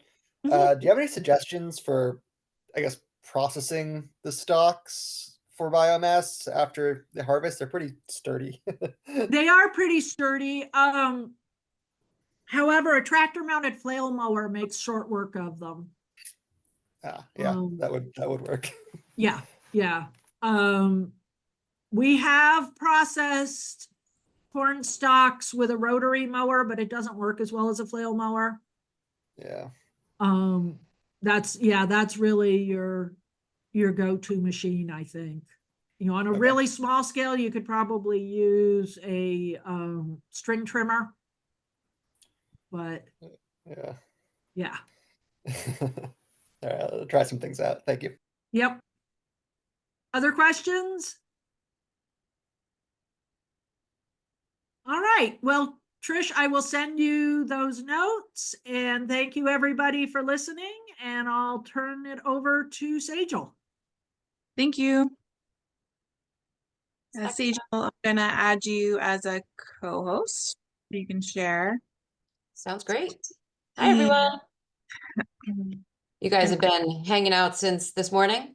I need a reminder of how long you're in session for. Yeah, they started at 9. They had a quick little 5-minute break, but we're gonna keep rolling because All right. we've got make you a co-host. There you are. And let me just read your introduction and then you can take over. Sounds great. So Sejal Lenterman has served as an extension educator and program coordinator at the University of Rhode Island for 17 years. She's recognized as an FDA lead trainer for the Food Safety Modernization Act produce safety role.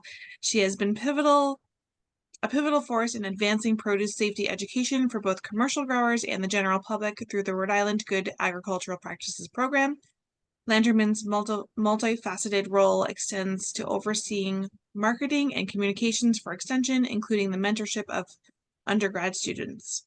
Notably, she has taken on the challenge of coordinating the innovative Rhode Island Agriculture and Food Systems Fellowship Program, showcasing her commitment to fostering agriculture advancements. Lanterman also shares her expertise through co-teaching a diverse array of food preservation courses covering canning, freezing, dehydrating, and storage techniques. That's it.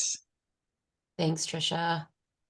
Mhm. Hi, everybody. Trisha, remind me, what week are you guys on? 10. 10. Week 10 Right. of 10. Amazing. Yes. Amazing. Amazing. With some in-person experiences for those that are somewhat local. Correct. Yeah, Yes. very cool. Well, hey, thank you so much for having me. I know this seems like quite a pivot from probably what you guys have been learning about. I kind of jumped in here a few minutes ago and heard you guys chatting with Dr. Brown and learning about corn, but we're going to pivot today and talk a little bit about food safety. I kind of stumbled into this role, honestly. I was hired originally at the university to run composting programs, and like a good extension gal, that kind of leads into different opportunities and different grants. And I sort of segued into the food safety world. I've always been extremely passionate about locally grown food. For us in Rhode Island, that means regionally. So thank you for growing a lot of our food for those of you that are not here in Rhode Island today. And so with my work here in Extension, I've really been ag-based, but more from a food safety lens, and also working with college students that see themselves having some sort of food system aspect to their professional career. So I guess I just kind of start out by talking about, why do we need to, I'll share my screen in 1 minute, but why are we thinking about food safety today? I don't know a lot about you guys and where you are in your journey in agriculture. For some of you that are new to this, it might be a newer concept of having to think about food safety, or maybe it isn't. Maybe you are aware that, there have been a lot of outbreaks. There have been a lot of outbreaks, in the last year or so. When I think about, romaine and onions, they've been on my mind a lot and on a lot of consumer people's mind. So food safety really became something that became a federal type situation in 2010 when the Food Safety Modernization Act passed.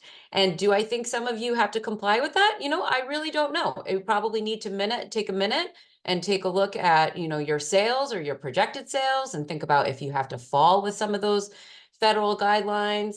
For some of you that don't, maybe you're off the hook, but maybe you're not, because maybe you're planning on doing business with your local farmers market, or you're planning on doing business with a wholesaler, and they have some aspect of a food safety plan or an audit that they want you to be a part of. So my plan for today is to take my 8-hour training that farmers usually go through and condense it into just like kind of speed dating with some of the food safety issues that produce growers have to think about, right? Like food safety is a big thing, but we're going to think about what do we need to think about on farm when we're seeding, when we're harvesting, when we're then post-harvest, when we're packing, and kind of think about what are the food safety issues when we think about those types of things. My counterpart at the University of Rhode Island is Nicole Richard, and she works with food safety as it pertains to people that are in the seafood business or produce growers like yourself that want to get more into processing. So I typically deal with growers that are more in the uncut business. So for those of you that are in other states and looking to scale up or want to get into making commercial products, you also need to think about processing. But I'm really going to think about it more from a production angle. So with that said, just give me a minute to share my screen. We're going to share this one. Put you guys over to the side. So I'm just going to look actually for confirmation. Trisha, if you don't mind just letting me know you're looking at the right screen. It looks good. Okay, perfect, because I have 2 of them. So just 2 screens up, so I want to make sure we're looking at the right one. If you guys have questions, I don't know how you typically do business. We can either hold questions for the end, or if you have a question, just raise your hand, drop it in the chat. I might try to engage you guys a little bit and wake you up and have you put some things into the chat. Let's actually start there. If you guys don't mind telling me what state you're from, that'll help me as I start to think about maybe resources that are relevant to yourselves. So if you guys want to start putting in what state you're from, that would be awesome. Okay, so we're going to talk a little bit about what am I talking about when I'm talking about food safety? Are we talking about, allergens? Are we talking about E. coli? What are we talking about? So I'm going to talk about that, but the reason why we need to think about food safety is that the you and the I of the world, we might never get sick from eating food, but when there is a situation, right, when we have too many E. coli bacterium on the food that we're eating, it can make us sick. And the people that are most vulnerable to getting sick are elderly people, people that have compromised immune systems, right? So people that might have a cold, or maybe they're going through chemo. Women that are pregnant are considered their immune systems to be compromised. Children whose immune systems are developing. People that don't have access to the healthcare that you and I might have access to are more vulnerable to an outbreak. So when we're growing food for public consumption, whether we're selling it or we're donating it, this is when we kind of really need to just take a minute, connect the dots, take a look at the outbreaks that have occurred, figure out what went wrong, and just then turn it back around to what you're doing, what you can control, and what kinds of things that you can prevent. And that's what food safety is really all about, right? We're not expecting you to grow in a bubble. We know that some of these nasty organisms live in the environment. So there's only so much you can do, but there are so many things that you can do, some of which I can guarantee you're already doing. Some you might need to tighten up, or some things you might be doing, but maybe you don't have proof that you're doing that. So we'll talk about that in a little bit. You can see also my picture of pills up here. That's just a simple pill showing like antacids. So even, somebody that might be taking antacids because they have just a, upset stomach or whatever the case is, that can also wipe out our line of beneficial organisms living in our stomach that help combat some of these more pathogenic organisms when they get into our body. So this is the people that we're talking about. Not that you and I can't get sick, or ordinary healthy people, but these are the people that are most at risk, which is what we really need to be kind of thinking about as we are growing food for public consumption. So when we kind of take a step back and look, I'm just going to make you guys disappear for a second. There we go. Let's just take like a step back for a second and kind of just take a look at some of the fruits and the vegetables that have had outbreaks related to them. So you can see this is from 96 to 2014. I want you guys to just take a look at this for a minute and see if you're noticing anything that maybe some of these commodities have in common with each other. I'm just going to pull up the chat, see where you guys are from. And I want you guys to think about, is there anything that these have in common with each other? A lot of Rhode Island. And if you don't know, that's okay too. Yep, perfect. So Arthur hit it right on the nose here. So you can see here that the majority of these things we commonly eat raw. We don't tend to see a lot of outbreaks when it has to do with potatoes or winter squash, because typically those commodities are going through a heat step, right? When you get a chicken from the market, you don't come home and just cut into it and eat it. You have to cook it. Because if I say chicken and you tell me the organism that can make us sick, I would say most of you would probably say salmonella. So we know that there's a good chance if we eat raw chicken, raw, that we might get sick. So what do? We cook it. There's a heat step. These pathogens cannot survive. Is what I'm telling you that we should be eating all of these delicious things cooked? Absolutely not. We should absolutely continue eating as many fruits and vegetables raw. In fact, that's what the medical community tells us all the time, because there's so many beneficial vitamins and nutrients. So that's not the messaging. It's just that we have to pay particularly close attention to some of the things that we are growing when they are known to be eaten raw. So that's why, right, leafy greens, we know leafy greens can be problematic. We know romaine is having a really tough time. We'll talk about why that is in a couple of slides. Sprouts have had so many outbreaks that when the Food Safety Modernization Act came out, they actually came up with their own rule just for sprouts. So if you're growing sprouts, you will want to take a look at that rule. I'm not as hip and savvy to it as I am the produce safety rule, but there is a whole separate rule for sprout growers. Not to be confused with microgreens. Microgreens are not sprouts. I'm not going to go into that too much because I know most of you are in the ag community. Happy to answer that if anybody has a specific question. So you can see here that there's, there's just outbreaks that are associated with things that we typically eat raw. So what can we do? What are the best on-farm practices that we can do to minimize the chances of these types of things being contaminated with organisms such as E. coli and salmonella? So let's kind of keep going here.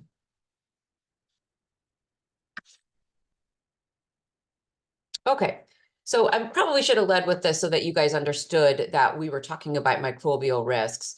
But the three main risks with growing produce are microbial risks, right? We'll take a look at microorganisms of concern in fresh produce in a second, but it's not to say that there aren't physical risks, right? I remember a while ago, there was a recall with potatoes. And like I said, there hasn't been too many outbreaks with potatoes, but there hasn't been microbial outbreaks with potatoes. But there was, I will keep it nameless and I can't think of it anyway, but there was a grower of potatoes, and that potato farm was located adjacent to a golfing range. And a lot of those golf balls actually ended up into the potato fields. And they got harvested without actually the grower noticing. And it wasn't until they started putting it into its processing operation where it was going to become shredded potatoes that they had shards of golf balls in with those potatoes and they had to get recalled. So, right, there can be physical risks. There can also be chemical risks. I know you guys as growers and farmers are already, stewards of this planet and are probably, well aware of, if we're using pesticides or fertilizers in a way that's not following the instructions that are on the bottle, then we can be putting too many chemicals, not only onto the fruits and vegetables that we're growing, but into our watershed as well. So always remember, if you are using chemical-based solutions, you always want to follow whatever it is that is on the bottle, label as law. And there are a lot of classes and pesticide safety courses that you can take.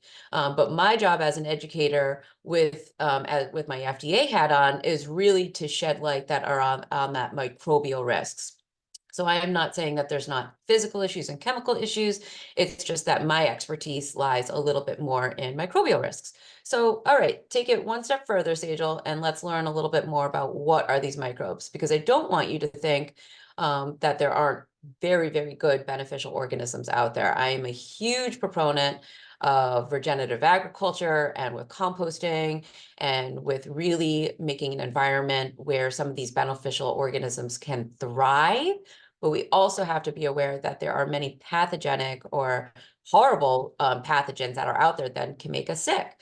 The ones that we're concerned about, the ones that can make us sick, fall into 3 categories. Bacteria such as Salmonella and E. coli, Shigella, Listeria. Sure, a lot of you have heard about most, if not all of those. There are also viruses that can make us sick, like norovirus. If I say norovirus, some of you probably are thinking of viruses that people can get sick on cruises. Norovirus can also enter into our packing houses, and it can spread really, really quickly, just like in cruises, and that's because it's airborne. There's a lot of vomiting associated with that. Hepatitis A. Also parasites, which are parasites and viruses. You know, there are some sanitizers that we can use on food contact surfaces to help with them, but some of them are really, really tough organisms. So it's important to know, you know, what steps we can put into place to reduce the chances of them entering into our packing houses. But parasites, you know, ones that are probably most familiar would be Toxoplasmosa. A lot of women that become pregnant, you know, are warned to kind of stay a little bit close away from litter boxes and things like that. But just taking a step back, that this is what we're talking about when we're talking about microorganisms of concern. So bacteria, viruses, and parasites. So now I kind of want you guys to understand a little bit more of the challenges. Where do these come from? And what are some simple steps I can take, and maybe some long-term steps that I can take? So we know that there are challenges, right, with growing produce safely. We know that fresh produce is often consumed raw, and like we said before, it should be. That contamination is often sporadic, and let me just make sure that I put this in here. And the other thing that is tough is that, right, you can't see E. coli, you can't smell Salmonella. So it's really difficult to know that it's there, and it's extremely difficult to remove once it's actually present. We're going to take a look at some of these commodities here on the left, but a lot of produce has natural openings and stem scars, bruises, and cuts. So, you know, when you and I cut ourselves, typically we clean it and then we bandage it up. Because otherwise it's an entry point for some of these pathogens to make their way into our body and make us sick. And that's the same thing with our fruits and vegetables. That's why, you know, you want to avoid picking tomatoes that have a big open wound on it. There's this nice nexus that happens between food quality and food safety, because we know as growers, you're going to get top dollar for a tomato that doesn't have a big opening. So there's also this, you know, this really nice sweet spot between the two. Also, you know, rough surfaces, folds, and netting, and bacteria especially can multiply in produce surfaces and in fruit wounds, provided the right conditions are present. So, right, when we take a look at like strawberries and cantaloupe, you'll see on the market that they make some like vegetable washes that consumers can spray. And really that's just a gimmick for these companies just to fearmonger people and get them to buy products that don't necessarily work. And in the food safety world, we're really not a big fan of those sprays that are geared towards consumers. Really, it's about preventing it on the first place, doing what we can do on farm, and then once the consumer gets it, washing it before they're eating it. Not everything we wash right away. But these bacterias, this bacterium and some of these different cells, they're so small. So when we think about them, you know, getting into strawberries, you know, where all these little nicks are, or on this intricate cantaloupe and melons, it can be really hard to wash it once it's present. So it's really about reducing our risk in the first place. I mentioned before about romaine. Romaine is having a tough time because of the way I think, and I think this is what they're kind of picking up on, is that it grows upright, it grows close to the soil, And when when it rains or when we irrigate, water tends to pool up inside of the romaine, and it can create this really nice breeding ground for bacteria. How can we reduce the risk and still grow romaine? Well, we can think about some of the soil amendments that we're using when we grow romaine, and we'll talk about that in a little bit. But let's say that, I wasn't listening to Sagel, or I didn't have any food safety background, and you're using manure in your operation. Manure is a great product. There is a lot of risk involved. We can reduce risk, and we'll talk about that. But for this example, let's pretend that we're taking fresh manure, and we already have the romaine upright, growing in the ground. And if we apply that manure too close to harvest, then let's say we do go out to irrigate, or we get a really good rainfall. That rainfall has the potential of splashing some of that raw manure onto the romaine, and it can get into that center of the romaine cup and kind of sit there. And if the conditions are right, if it's warm, if there's water, if there's food, if there's oxygen, these things can exponentially grow. So you've just had spoil splash of manure into the plant. So that's one way how we can become sick. So how can we reduce the risk and still grow romaine? Well, we can think about how can we make manure safer? Maybe it's composting. We'll talk about that in a little bit. Maybe it's not applying it so close to harvest. Maybe it's not even putting it down in our growing season. Maybe we have an off season. Maybe that's more of an appropriate time. So we know that there's produce safety challenges. Let's check the time here. Okay. The other really tricky thing about food safety is that the food that made you sick is most likely not the last thing that you ate, right? So when we get sick from food, we always tend to blame the last thing that we ate. My dad, who is a retired pediatrician, also, I saw him do this one time. Like, we were literally eating Mexican food, and he was started to feel sick and was immediately blaming it on the Mexican. I was like, Dad, I don't even think you've swallowed your food yet. So it's this thing that we kind of commonly do. We always blame it on the clams.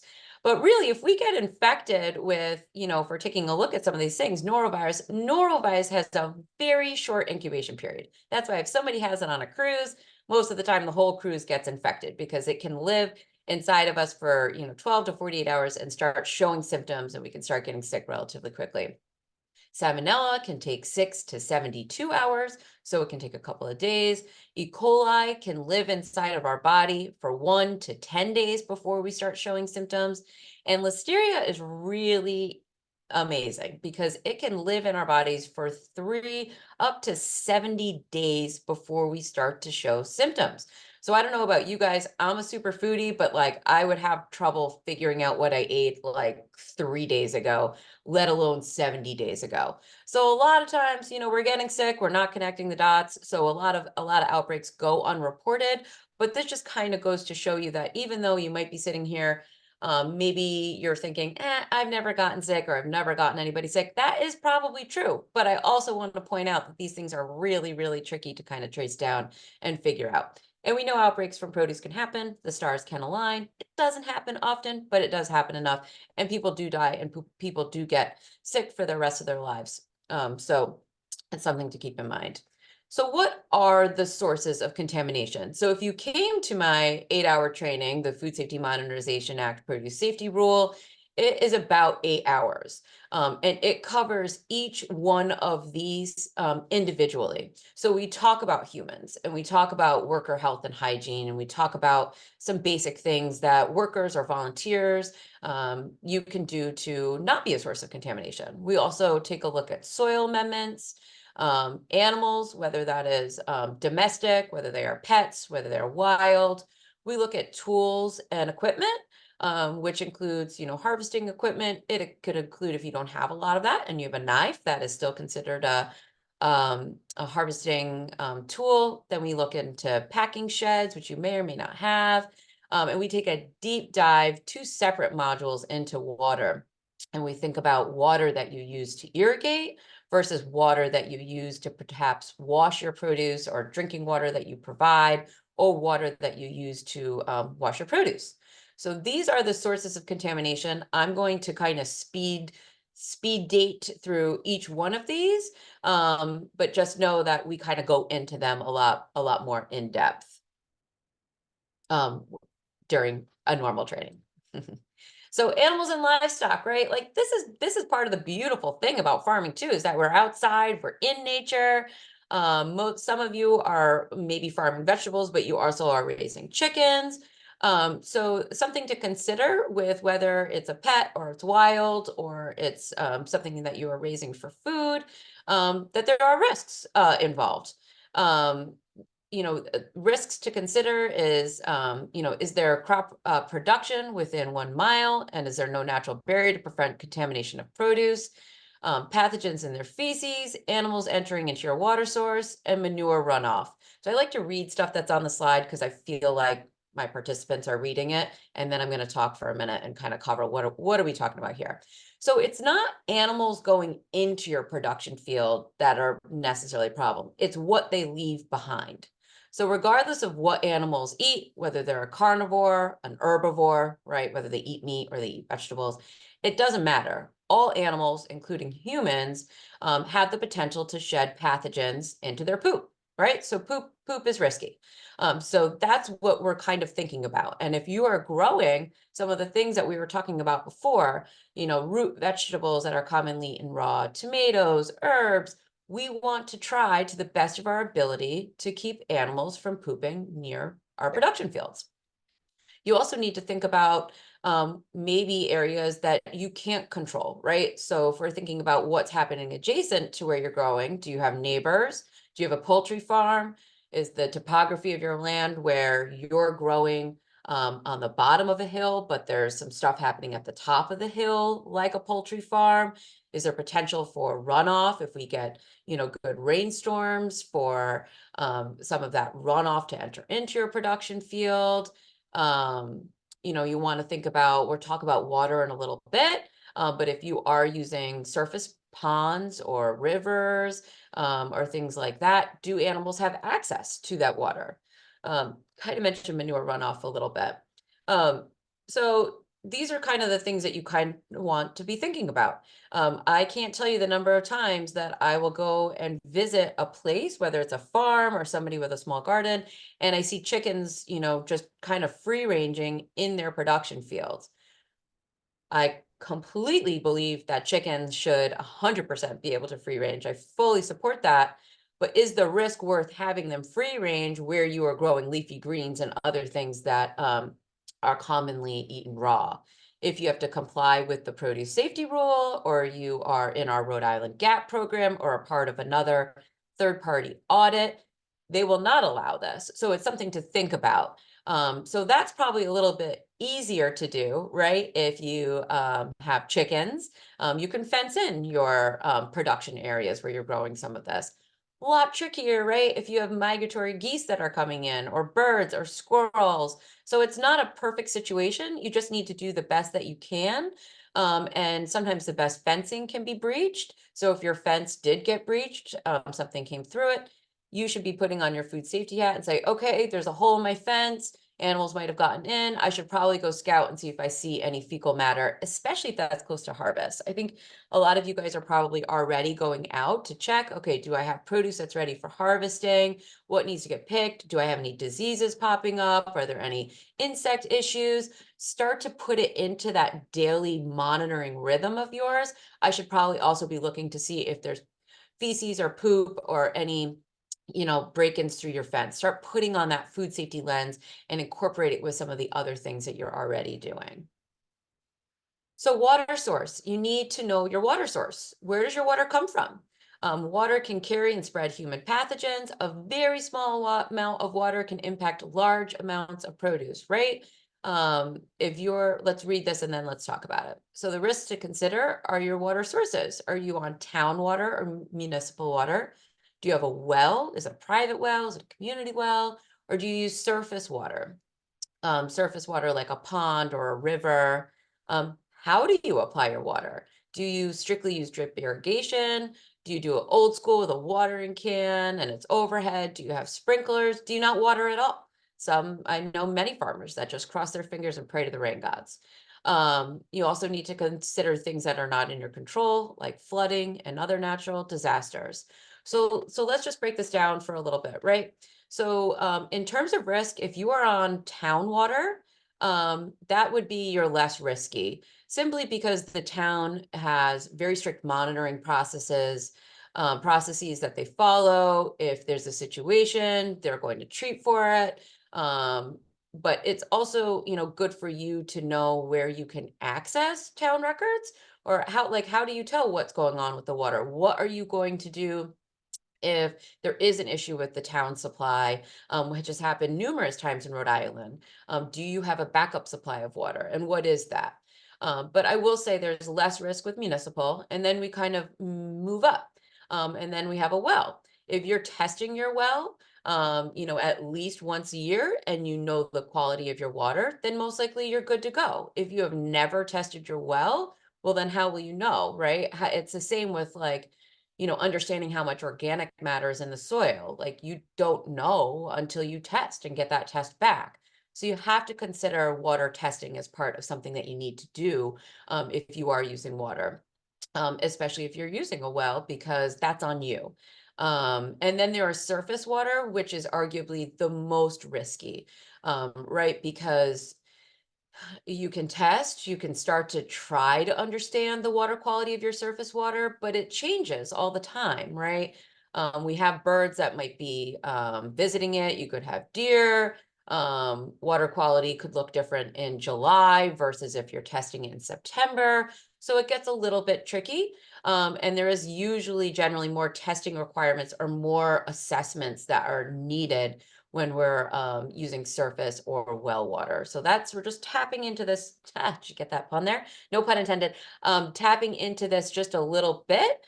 Here in Rhode Island, we have free water testing for our growers, where our state will go and they will test your well water.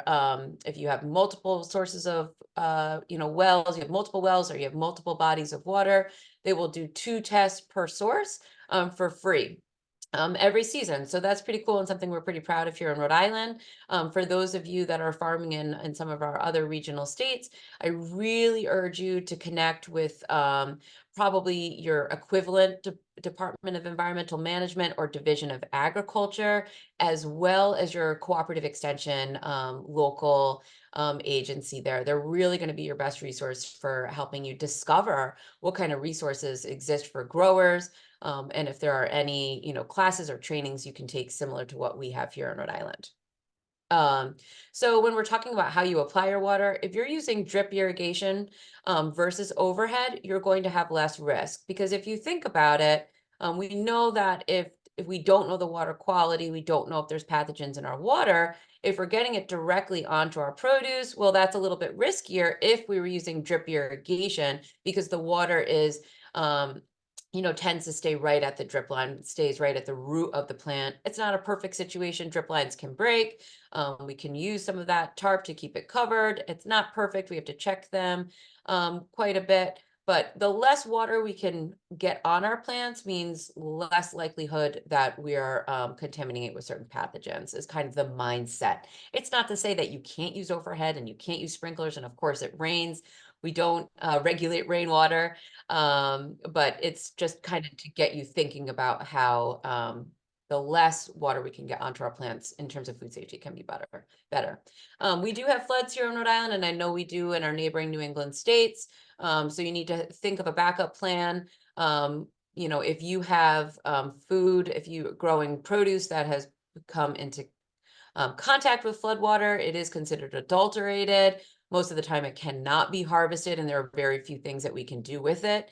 So kind of being proactive and thinking about what are we going to do in the instances of flooding. I'm going to have to speed along here because I am realizing I do not have 8 hours.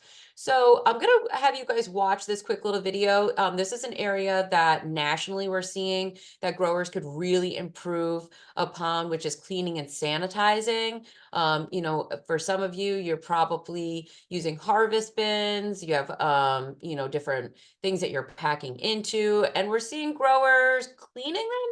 We're not seeing growers clean and then sanitize. So let's just take a look and see what that looks like kind of on farm, and some tips here. Let me just I just got to change my sound for 1 second, guys. Hang on 1 second so you guys can hear it. Share computer sound. All right.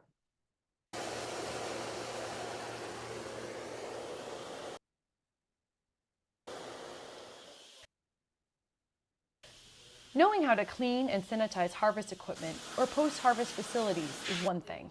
Developing good procedures for getting the job done is another. Using clean tools, containers, and facilities helps to improve quality and reduces food safety risks. Harvest bins and containers should be cleaned at least weekly or more often if needed. Harvest tools such as knives, scissors, and other hand tools should be cleaned after each day's use. First, prepare the work area. Clean your work area of trash or debris. Be sure to have a clean place to store your clean equipment. Any wash or rinse water should drain away from your site. It is imperative to clean food contact surfaces in 3 steps. First, remove soil and debris by rinsing with clean, potable water. Next, wash with soap or detergent appropriate for food contact surfaces, scrubbing when necessary. Finally, rinse thoroughly with clean, potable water. It is recommended that the specific washing and cleaning procedures are written as a standard operating procedure. After cleaning, surfaces should be sanitized. Bins should be sanitized at least weekly and at the start and end of the season. All harvesting tools should be cleaned and sanitized daily.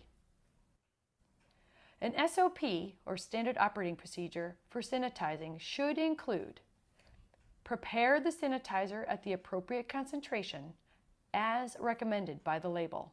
Confirm the sanitizer concentration using a test strip. Allow to air dry or rinse as described by the manufacturer's use. All bins and tools should be stored inverted in a manner that keeps them dry and clean. Flat surfaces that are non-immersible should be first brushed or wiped clean of organic material, washed with brushes and detergent, rinsed with potable water, and then sprayed with a known concentration of sanitizer where appropriate. Using written SOPs to train employees will ensure that all employees learn the same step-by-step procedure, helping to standardize your sanitation program. And it helps to improve your own food safety plan. For more information regarding food safety management practices, go to our website. Okay, perfect. I like to break it up with a video now and then because I am a person that loves to learn while watching and doing versus someone just talking at me. And that I also just want to mention that there's really, really great food safety videos, webinars, like constantly. Some are really short and sweet. Some of them are really, really helpful. Trisha actually passed us one about turning a cement mixer into a root washer, and it stirred up so much great conversation in the region about that being a really great, affordable way to wash our produce. But the important thing here is that if you're not sanitizing, that needs to be something that you're thinking about, because we don't want these microorganisms to build up and create a biofilm where then it's really, really hard to penetrate and not have these things build up and make us sick, right? And you want to think about how cleaning has to happen first. We can't just reach for the sanitizer. And that's very similar to like when we brush our teeth, right? Like we don't just grab the mouthwash and call it a day. We have to brush our teeth and then we use the mouthwash. And that's a good analogy for cleaning and sanitizing. So let's keep moving here.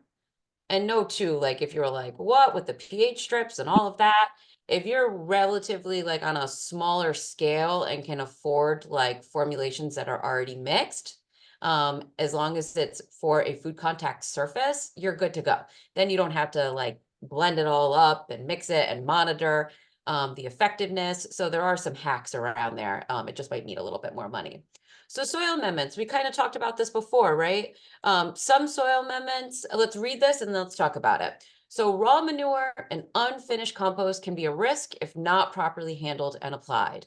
Application, these risks can include application too close to harvest, improper or incomplete treatment, improper storage, runoff, and wind spread. So you guys know, as growers, there are 1,000,001 soil amendments there on the market. Soil amendments come in all different shapes and sizes. Some of them are not biologically based, right? So if we think about things like peat moss, or we think about leaves, versus ones that come from animal origin, like manure or fish emulsion or bone meal or feather meal. You start to break these things down and start to think about, okay, what are the ones that I kind of need to put my food safety hat on and think a little bit more?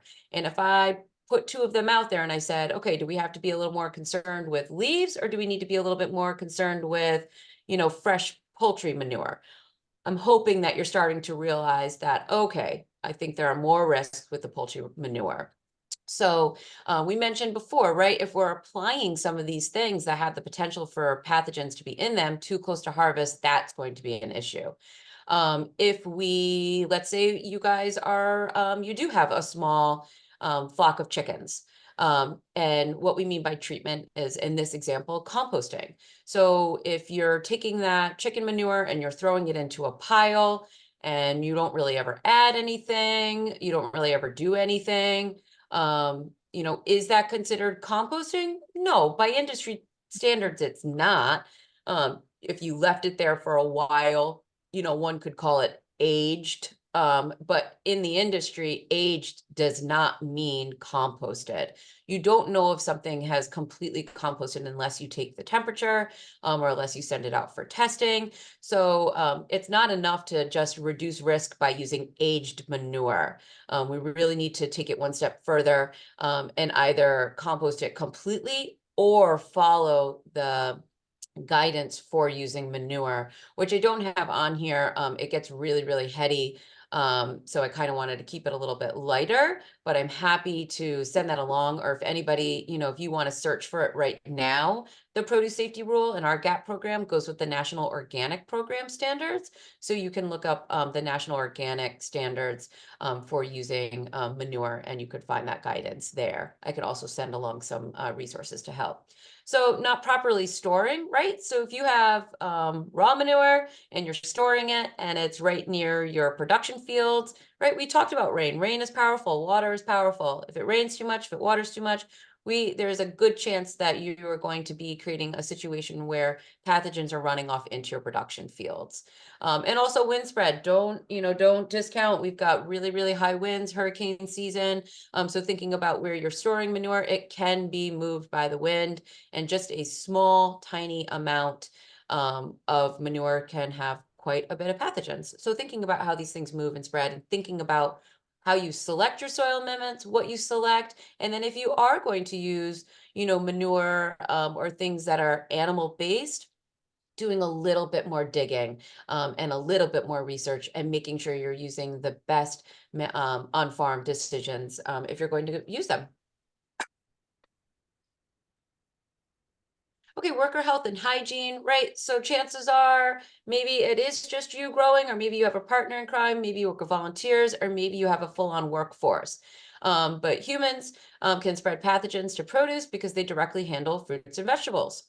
So improper health and hygiene practices, such as hand washing practice or inadequate toilet facilities, is one of the leading causes, as well as illness and injury. So working while sick, or injuries that result in blood contacting produce. Sometimes we get hurt on the job, right? I've pierced myself with a pitchfork before. I try not to farm in flip-flops anymore for that reason. So as much as we want to protect ourselves, we also want to protect the produce from coming into contact with illness or injury. So, right, some of these things are simple to prevent. Have a first aid kit on site. Have that first aid kit stocked. Make sure that your workforce knows where they can find it. Do you have hand washing, right? Maybe you don't have a bathroom in every one of your production fields, or maybe, it takes 3 or 4 minutes to get to the bathroom, but it should not take 3 or 4 minutes to find some place to wash your hands. So let's kind of take a look at how we can, I'm going to show you another video, which is going to not only cover the proper way that you should be washing your hands. This is one good thing that the pandemic helped us out quite a bit. Most of us we still could be doing better. So this is a great video that you could show others that you work with, but it's also going to show you how you can very easily make hand washing stations and have them be available at certain strategic areas of your production fields. And it's also going to cover some quick tips on harvesting and harvesting bins.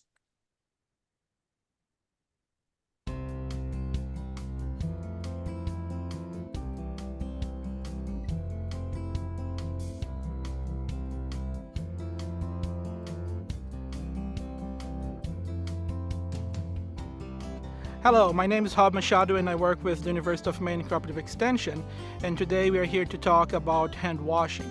Hand washing is one, if not the most important thing you can do, both for personal hygiene and food safety as well. Some farms will offer some type of permanent hand wash station like this one you guys can see here. If that is available, that's great, you should use it. But if it's not, that's fine. You can use some type of portable hand wash station like this one we can see here. It's provided with a 5-gallon container of water. Use potable water always. A bucket to catch the wastewater as well. There's always should be available soap and disposable paper towels. And it's also a good idea to have some type of container like another bucket to catch the trash. Just as farmers should wash their hands before starting to work, gleaners should also wash their hands before starting to work for the day. But not all hand washing is the same, so to help you do it properly, we have 5 steps that you should follow. For step 1, you should first wet your hands, not go straight for the soap. A lot of people skip this step, but it's very important to get your hands wet first. Then for step 2, you're going to apply the soap. Then for step 3, you're going to scrub your hands for between 15 and 20 seconds. That's usually enough time to sing happy birthday twice in your mind. And remember to scrub between your fingers, your thumbs, and also your wrists. And then for step 4, you are going to rinse all the suds away. And for step 5, you are going to dry your hands with some disposable paper towels. And then after that, you throw away in a trash can. Before I start cleaning, you should always check to see if the beans you are going to use for harvest are clean. They don't need to be washed with soap and water, but they should be at least clean of visible soil. And then after that, when you're using the container during the cleaning, you should avoid direct contact with the bare soil.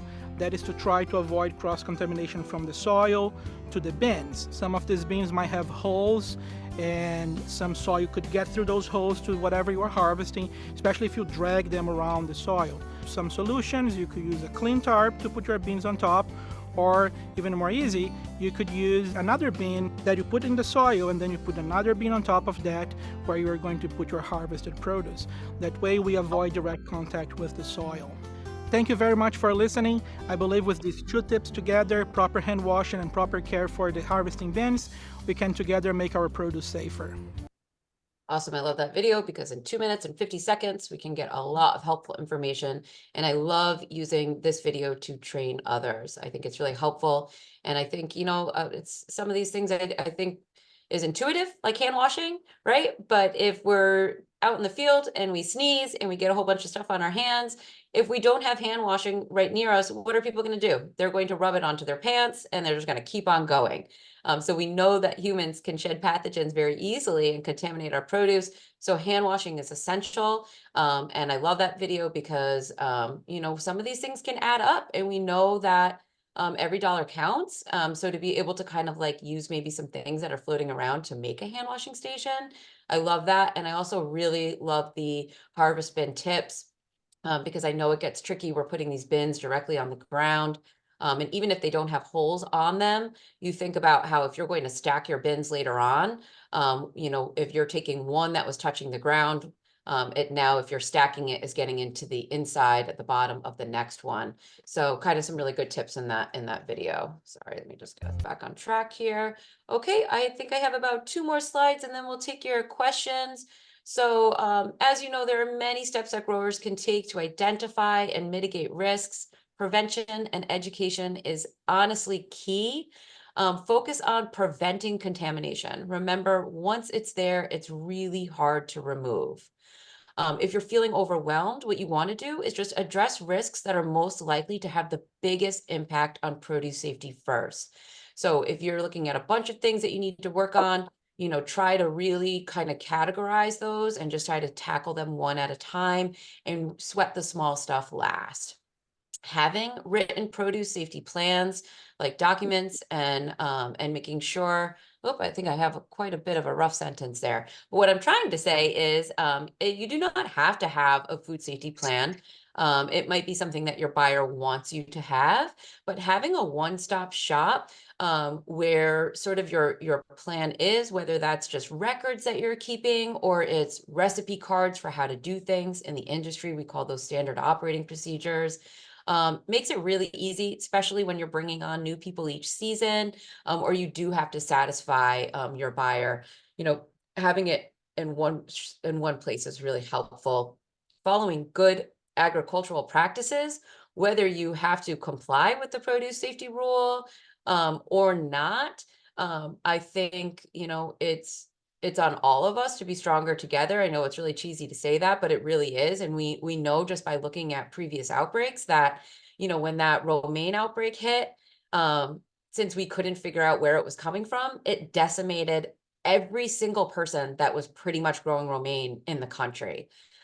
So the more we can do this, the more that we can document what we're doing, what we're not doing, potentially being able to more easily recall products and not contribute to so much food waste and not contribute to, everybody that's growing romaine is really going to help really strengthen our local food systems. Chances are, like I mentioned before, you're already doing the right thing. Ask for help if you're unsure. We've seen growers do certain things because they think it's going to make it better, but they make a bigger problem, or they could have saved money because there were grants available. So we really, really urge you to connect with your local cooperative extension and your division of agriculture to learn more and figure out what programs are in your state. So I welcome any questions in the last 10 minutes or so that we have. I just want to kind of call out 3 of my favorite resources. Like I could give you like an email and I could give you 500, but if I had to choose some of my top ones, here they are. This first one comes from the Young Farmers Network, and they have this small farmers practical guide to the produce safety rule. I would argue even if it's a large farm, it really cuts out some of that bureaucratic language and gets right to what the grower needs to know. It is a long document, but the produce safety rule is like over 200 pages. And this one is really condensed. I want to say it's maybe like 50 to 70 pages. But it's really like, it's easy to read in a digital format. Of course, you could print it. But I love using this hack where I just do Control F and I'll type in a keyword like compost tea or pack house, and it will jump right to that information. But I really like how it just spells it out in a language that I think we can all understand, because there's certain parts of the produce safety rule that I'm still scratching my head over. And then for those of you that are into maybe doing farm hacks on your own, so I love when I get to go and visit a farm and I like see something that they've like created to, wash potatoes, or I don't know, I love ag engineering and I don't know enough about it. But UVM, University of Vermont, has this amazing ag engineer by the name of Chris Callahan. And he does so much good work, and he has this blog, and he's always working with growers on all these like food hacks, but thinking about sanitary design as well. And it's just really, really cool. So if you're kind of in the beginning of things, or you're dreaming big and like someday you want to have a washing, station, or you want to have a pack house, totally urge you to look at some of these resources. And he even puts out like the cost of it and materials that they use. Really, really well done. And then I think it was pretty simple watching that video on how to make a hand washing station, but there's also a really good resource here that I have linked. I'm sure Trisha connects with you on a weekly basis, so maybe she can just send it along. I'm going to stop sharing my screen, and Trisha, you tell me if there's a better way to get it here to our participants. Nope, I can send along those links. And if you could include the videos maybe, so I can send those along too. Absolutely. But, yeah. presentation as well, or just the videos? Sure, we'll take it all. Okay, perfect. So Yeah. presentations, videos, and my links. Okay, then and then Sejal, when's your next class? 8-hour class. that is a good question. We do it based on grower demand, and most growers do not want to be bothered during the active part of the growing season, which is typically what we're moving into. So we tend to offer one in the late fall, like November. It is offered over Zoom. We used to do it in 2 full days, and we've worked really hard to now get it to 2 half days. So we'll probably be offering one in the late fall, and then we always typically do one in like March, April. If you can't come to one of my classes, there are tons in the region, but most of them are going to be the produce safety rule, which you may or may not have to comply with. What you might really be looking for is more of like a third-party gap type program. So that's where, for those of you that are in Rhode Island, you're going to want to connect with your local cooperative extension or your local division of ag to figure out what's out there. But I can send everybody just like a little form, and if you just like are interested in coming to one of my trainings, you just fill it out. It's like name and email, and I will email you when we've got a training on the table, and then you can register at that point. So I'll send you the notify list as well. Great. Thank you so much. Yeah, no problem. Do you guys have any questions? I know it's a lot. It's probably a lot for those of you that are new to the food safety world, or for some, it might just be really repetitive. So happy to answer any questions that you might have. I think Meredith has her hands up. You talked about composting, and now that there's so many new composting companies, are they regulated so that the compost you get is That's good? That's an awesome question. It's really like what we tell consumers, right? Like if you care about what growers are doing or not doing in terms of using pesticides or using pesticides, get to know your farmer. And I'd say that same answer to you, get to know your composter. Because no, I think for some, depending on their scale and if they are, making a commercial product, they may or may not know what they need to do to be able to make sure that what you're using complies with food safety regulations.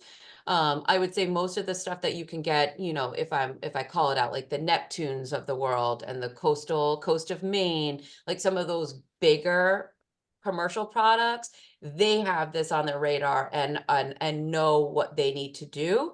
But I would say if we're working with more of like a local composter, then you might need to have a conversation with them. Here in Rhode Island, we have like a third party like form that one of our growers would bring to the composter, and they would sign off that they are making sure that it meets 130 degrees, that it gets turned at least 15 times, and just some of the parameters that a farmer would have to do if they were making on-farm composting. So I hope that makes sense. Yes. Yep. Another quick question. So I'm going to be growing figs, not much production or anything, but we're also looking into maybe in the next 2 or 3 years is getting the farm kitchen certified. So like you said, the compost comes in, they're growing it. So as in addition to being a food handler and a grower, do you ask us, like when we're certified, about compost? Like What state are you in? I'm in Rhode Island. You're in Rhode Island. So there's a couple of things there. Like each state has their may or may not have what we call the cottage law kind of regulation, which allows here in Rhode Island, we allow some growers to use their residential kitchen to make certain products.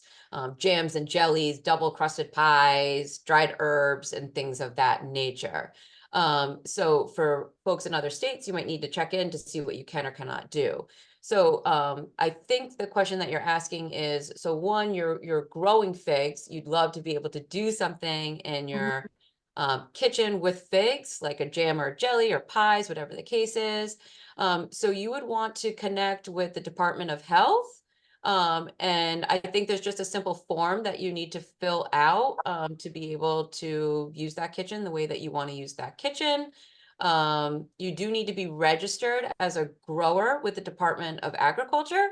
So that's like probably the first step, is making sure that you're on DEM's radar. And that's great, because then you're going to get emails for food safety grants and things like that. But you don't necessarily need GAP certification or to comply with the produce safety rule. So the composting thing may or may not come into play based on if you have to be a part of a third-party audit, like our Rhode Island GAP program, or you know, with the produce safety rule. So might be something that we want to talk a little bit offline, Meredith. I for sure. help growers whether they want to be in our GAP program or not. So I would be happy to have a further conversation with you on the phone. And I don't know if that answers like your composting part. Obviously, you're growing figs up and off the ground. There's a little less risk there. I think it just gets into timing, but as long as you're putting in the compost, whether it's considered finished or not finished, if you're following the guidance in terms of the timing, like, you should be good to go. Okay. And what is the best way to get a hold of you? So I will also send that along, but I'm going to give you my email address, which is my first name at uri.edu. I'll put it in the chat too. So it's sajal@uri.edu. Email's probably best. But if you, and then I can send you like my cell phone, and we can kind of like maybe make like a 15-minute appointment and we can chat a little bit more. Yeah, no problem. Anybody else have any other questions for me? I just dropped my email in the chat, so if you want information offline, please connect with me. And for those of you that are not in Rhode Island, happy to put you in contact with people that you should be playing the food safety game with. Trisha, thank you so much. I'm really excited about this program. I hope that it's super successful. We can keep doing it. So tell your farmer friends. Thank you, Sajal. All right, take care. Bye, everyone. All right, so everyone, take a 5-minute break. We'll be back at 12:05. Yeah, get up and stretch your legs, and then we'll have one last class. Okay, so we have Katie here from the Plant Diagnostic Clinic at URI Cooperative Extension. She's going to give us a presentation today on plant pathology and vegetable diseases. Go ahead, Katie. Hello, everybody. Thank you, Trish, for the invitation. I'm really happy to be here and share a little bit about plant pathology and vegetable diseases. As Trisha mentioned, I am the director of the URI Plant Diagnostic Lab, and I am plant pathologist. So this is really what I know how to deal with. And so this is great. You might notice my accent. I'm from Colombia. If you are wondering where the accent is coming from, I study agronomy, and then I came here to the States for grad school, where I did my master's and PhD on plant pathology. I was working as a diagnostician before at the University of Arkansas, where I worked 5 years. Then I joined the University of Rhode Island, the plant diagnostic lab in 2022. So I've been here 2 years already, and Heather, who was the clinic or the plant diagnostic lab director, she retired, and then I took over the clinic. So with that, let's start. As I said before, I'm going to talk about introduction to plant pathology. So all the basics that you need to know about plant pathology and how to manage vegetable diseases. And in general, this applies to all diseases, not only vegetables. So let's go. And it's great to see you all here. I'm really happy and excited about this program. And I think Trish has a lot of experience, so I'm really happy, and I wish you all the best, and hopefully you are learning a lot. So I will start with what is plant pathology. I am sometimes surprised that people don't know that there are plant pathologies, because you don't hear a lot about plant pathologies. But what we do is we study diseases and disorders of plants. What is a plant disease? A plant disease is a dynamic process where a living or non-living entity, in this case the plant, interferes with the normal function of the plant. over a period of time. So when we get, as humans, we get diseases, plants also, they get diseases. And for a disease to happen, this is a classic plant disease triangle, where for a disease to happen, there has to be 3 factors. So one, I just put a picture here of a tomato, which is our susceptible host. Then we have the pathogen.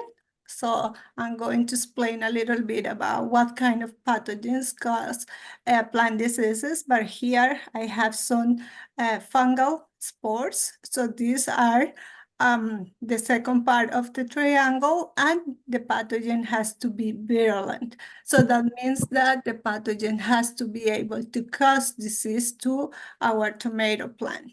Then the third condition, or the third component, is the environment. Pathogens, they need the right environment to be able to reproduce. So when we have these 3 different factors, a susceptible host, as a virulent pathogen, or a pathogen that is able to cause disease, and we have the right environment, usually is moisture or high humidity or high temperatures. So then we have disease in the plant. So what causes plant diseases? So there are 2 important factors, or the main factors. One is living organisms. We call them abiotic factors, sorry. So that there are 5 different groups of living organisms or microbes that cause diseases. The first and the most important group, or the most prevalent, is fungi.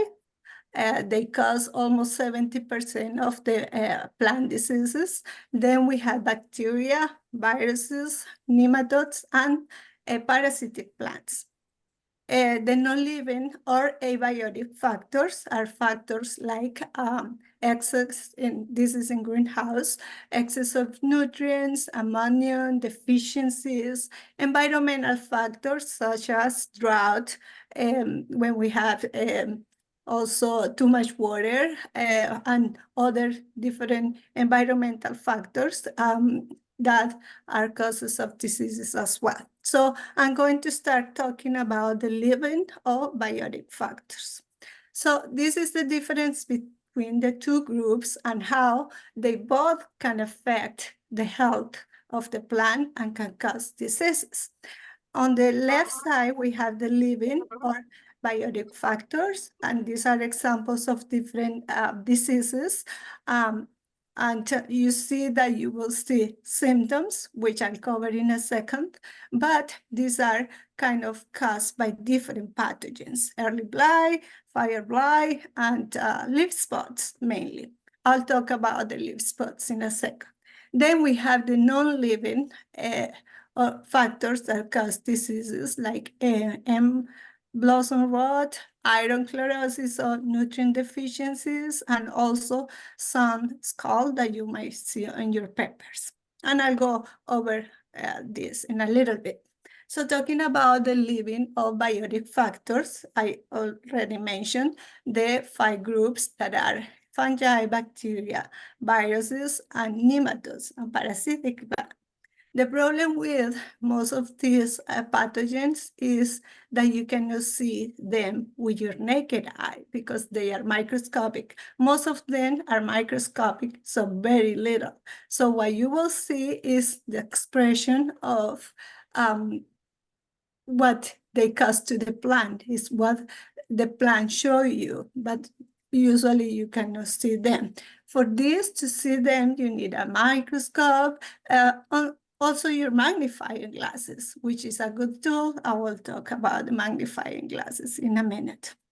So what are symptoms? So the symptoms are the changes in the plant growth of appearance in response to these 2 factors: living or non-living organisms or factors.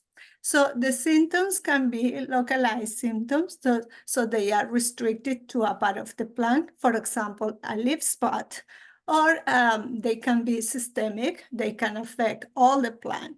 Well, you see, for example, in the picture on the upper part, that you have this yellowing and wilting. So those are systemic symptoms.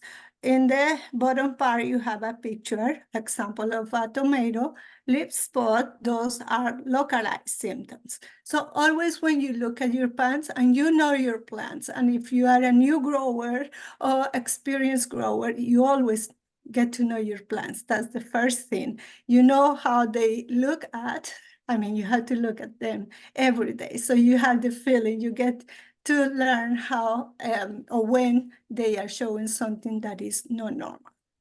So the symptoms are the primary method of field diagnosis. They are very important because it's how the plant is telling you that something is not right with them.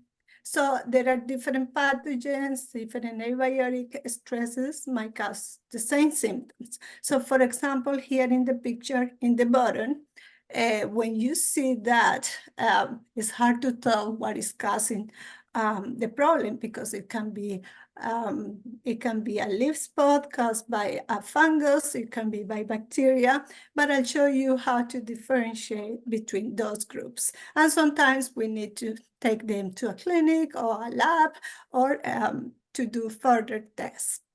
So what is a sign? A sign is the evidence of the pathogen. Probably you have seen these galls in cedar trees. So these are the pathogens. So the spores are produced there. So this fluffy mycelium, you have maybe seen this, is a mold on the strawberries. When you have your strawberries in the counter for 2 or 3 days, and this is called botrytis, you will see this, the mass of spores, and mycelium, which is the white fluffy spot. And also here you can see the mycelium. So signs are the physical evidence of the pathogen. So here I have other examples of signs. Usually what I have here are more microscopic, so you need a microscope to be able to see them. And this white net of is called hyphae or mycelium. Here we can see oozing. Sometimes you can see this oozing from the trunks or cankers. And here again, we have the fruiting bodies, which are the galls and spores. So usually you will be able to see some signs of the pathogen. The non-living or abiotic factors, as I mentioned before, they can be just physical damage, mechanical, or by the weather. We usually see this when we have drought or when we have too much water, when we have winter injury. And I want to show you here in the upper part what a normal plant is. When we underwater, they start wilting, right? Sometimes when you overwater, you can start seeing this browning on the tips of the plant. So usually you compare always to the normal, how the normal plant will look. And the abiotic problems, again, can be nutritional or can be environmental, sunscald, and emblossom rot, which I will talk at the end of the presentation. So how we manage diseases, there is a term or a concept that is called integrated pest management, or IPM. So what we are looking with an integrated pest management is a process that you can solve the pest problems while minimizing the risk to people and to the environment. So, and IPM can be used to all kind of pests. It doesn't have to be only plant diseases. We do for insects, we do for weeds, we do for everything.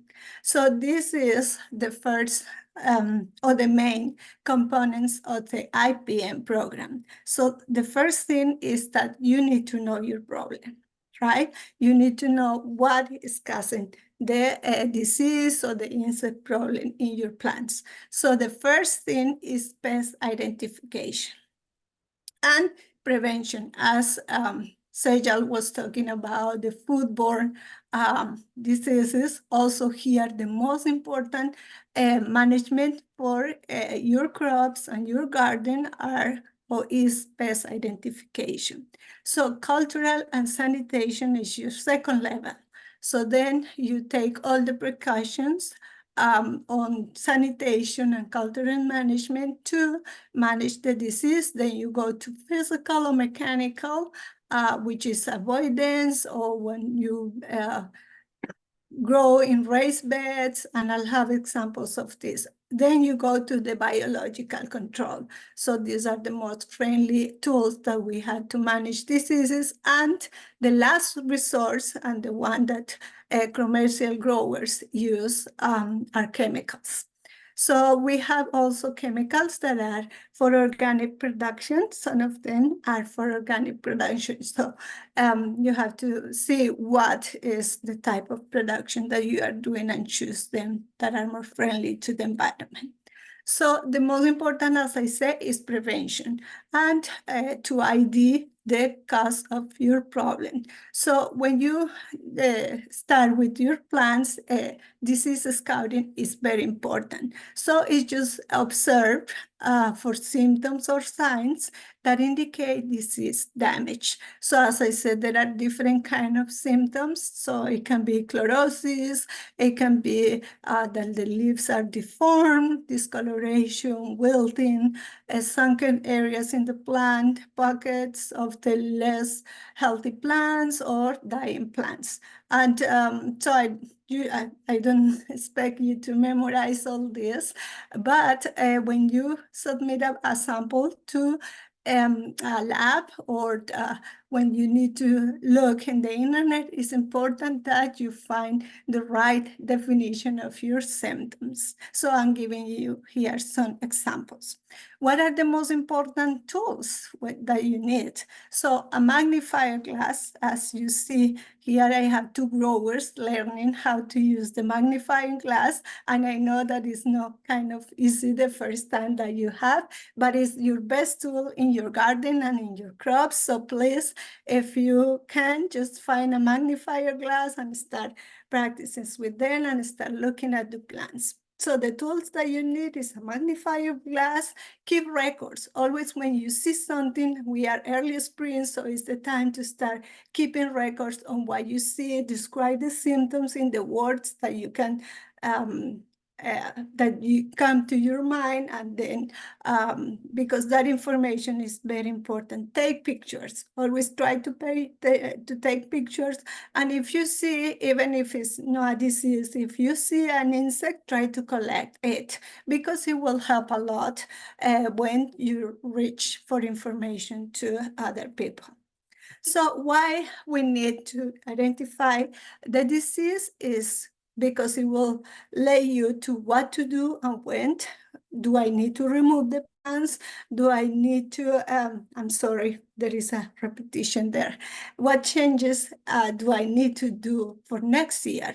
So you are learning about your crop, so it's very important to do the disease identification. As I said before, always take a good picture. Here is my information. But as I say, if you are in other states, the land-grant universities, also they have a lab that will help you. So I have some information on how to find the diagnostic lab in each of the states. But this is my information. You are welcome to send me pictures if you want me to look at something. So the steps in the disease diagnosis, the first one is know what type of plant is affected.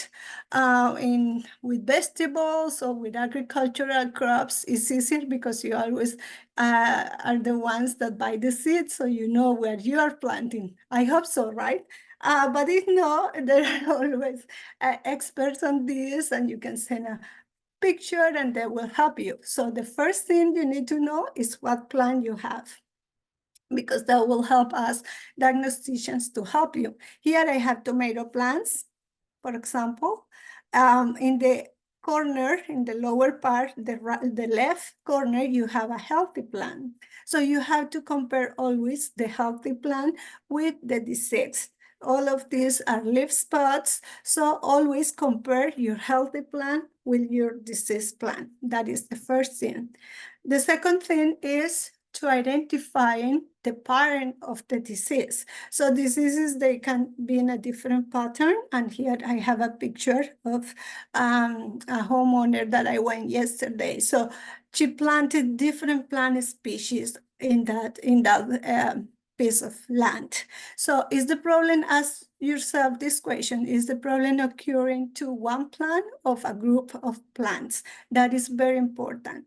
It is a local problem only in one type, or there are many different plants from the same family, different families that are having the same symptoms.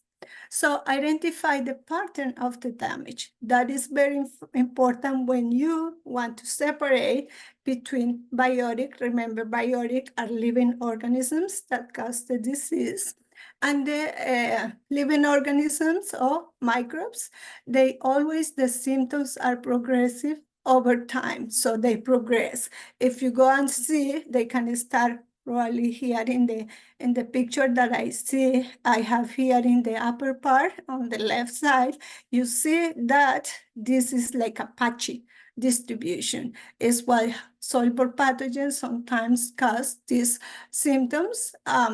And also, so it can be the symptoms in this area, and then you can see another patch of the plants in another part of the field. So you always have to see the whole picture of your field and see what is the distribution. That will help a lot in the diagnostic process. Abiotic factors or environment factors caused by environmental factors and nutritional factors, they are usually more uniform. So what you see here in the bottom part, you see that all these edges, which they have the same symptoms. You see that is very uniform. So then when I see something like this, usually I think more about abiotic factors. And usually you see in your garden when all the plants have the symptoms and they are from different families, different kinds, is when that leads to think that is maybe, the temperature drop on May 15. It was injury from that event, or we have drought and all the plants are affected, or you spray an herbicide. That is probably not the case for you, but usually we see a lot of these abiotic factors affecting many plant species. Survey the site. So ask the question, what has been the weather this week? Did we have a lot of rain? Did we have drought? So you always have to survey the site and ask questions always. When was the problem first noticed? How old the plants were when they were affected? Was a fertilizer recently applied? Do you apply oils? Because usually oils, they don't go well with hot or with high temperatures. So you can have toxicity from their applications. So that is very important. Again, I want to say this, keep your records. Always when you do anything to your crops, always keep records because you will need them to figure out if something is not right. So just try to keep the records there. So the last step in this part is examine the plants. Again, use your magnifying glass, and I will say that within the season, I always recommend people to go over all their crops at least twice a week. Go and inspect the whole plant and check how the crown is, how the stems, and because the earlier you get to do something, it will be the best. Prevention is always better than when you already have the problem. It's more difficult to manage them. So this is overall the diagnostic process. You have to identify the plant again, know what is healthy and what is not healthy.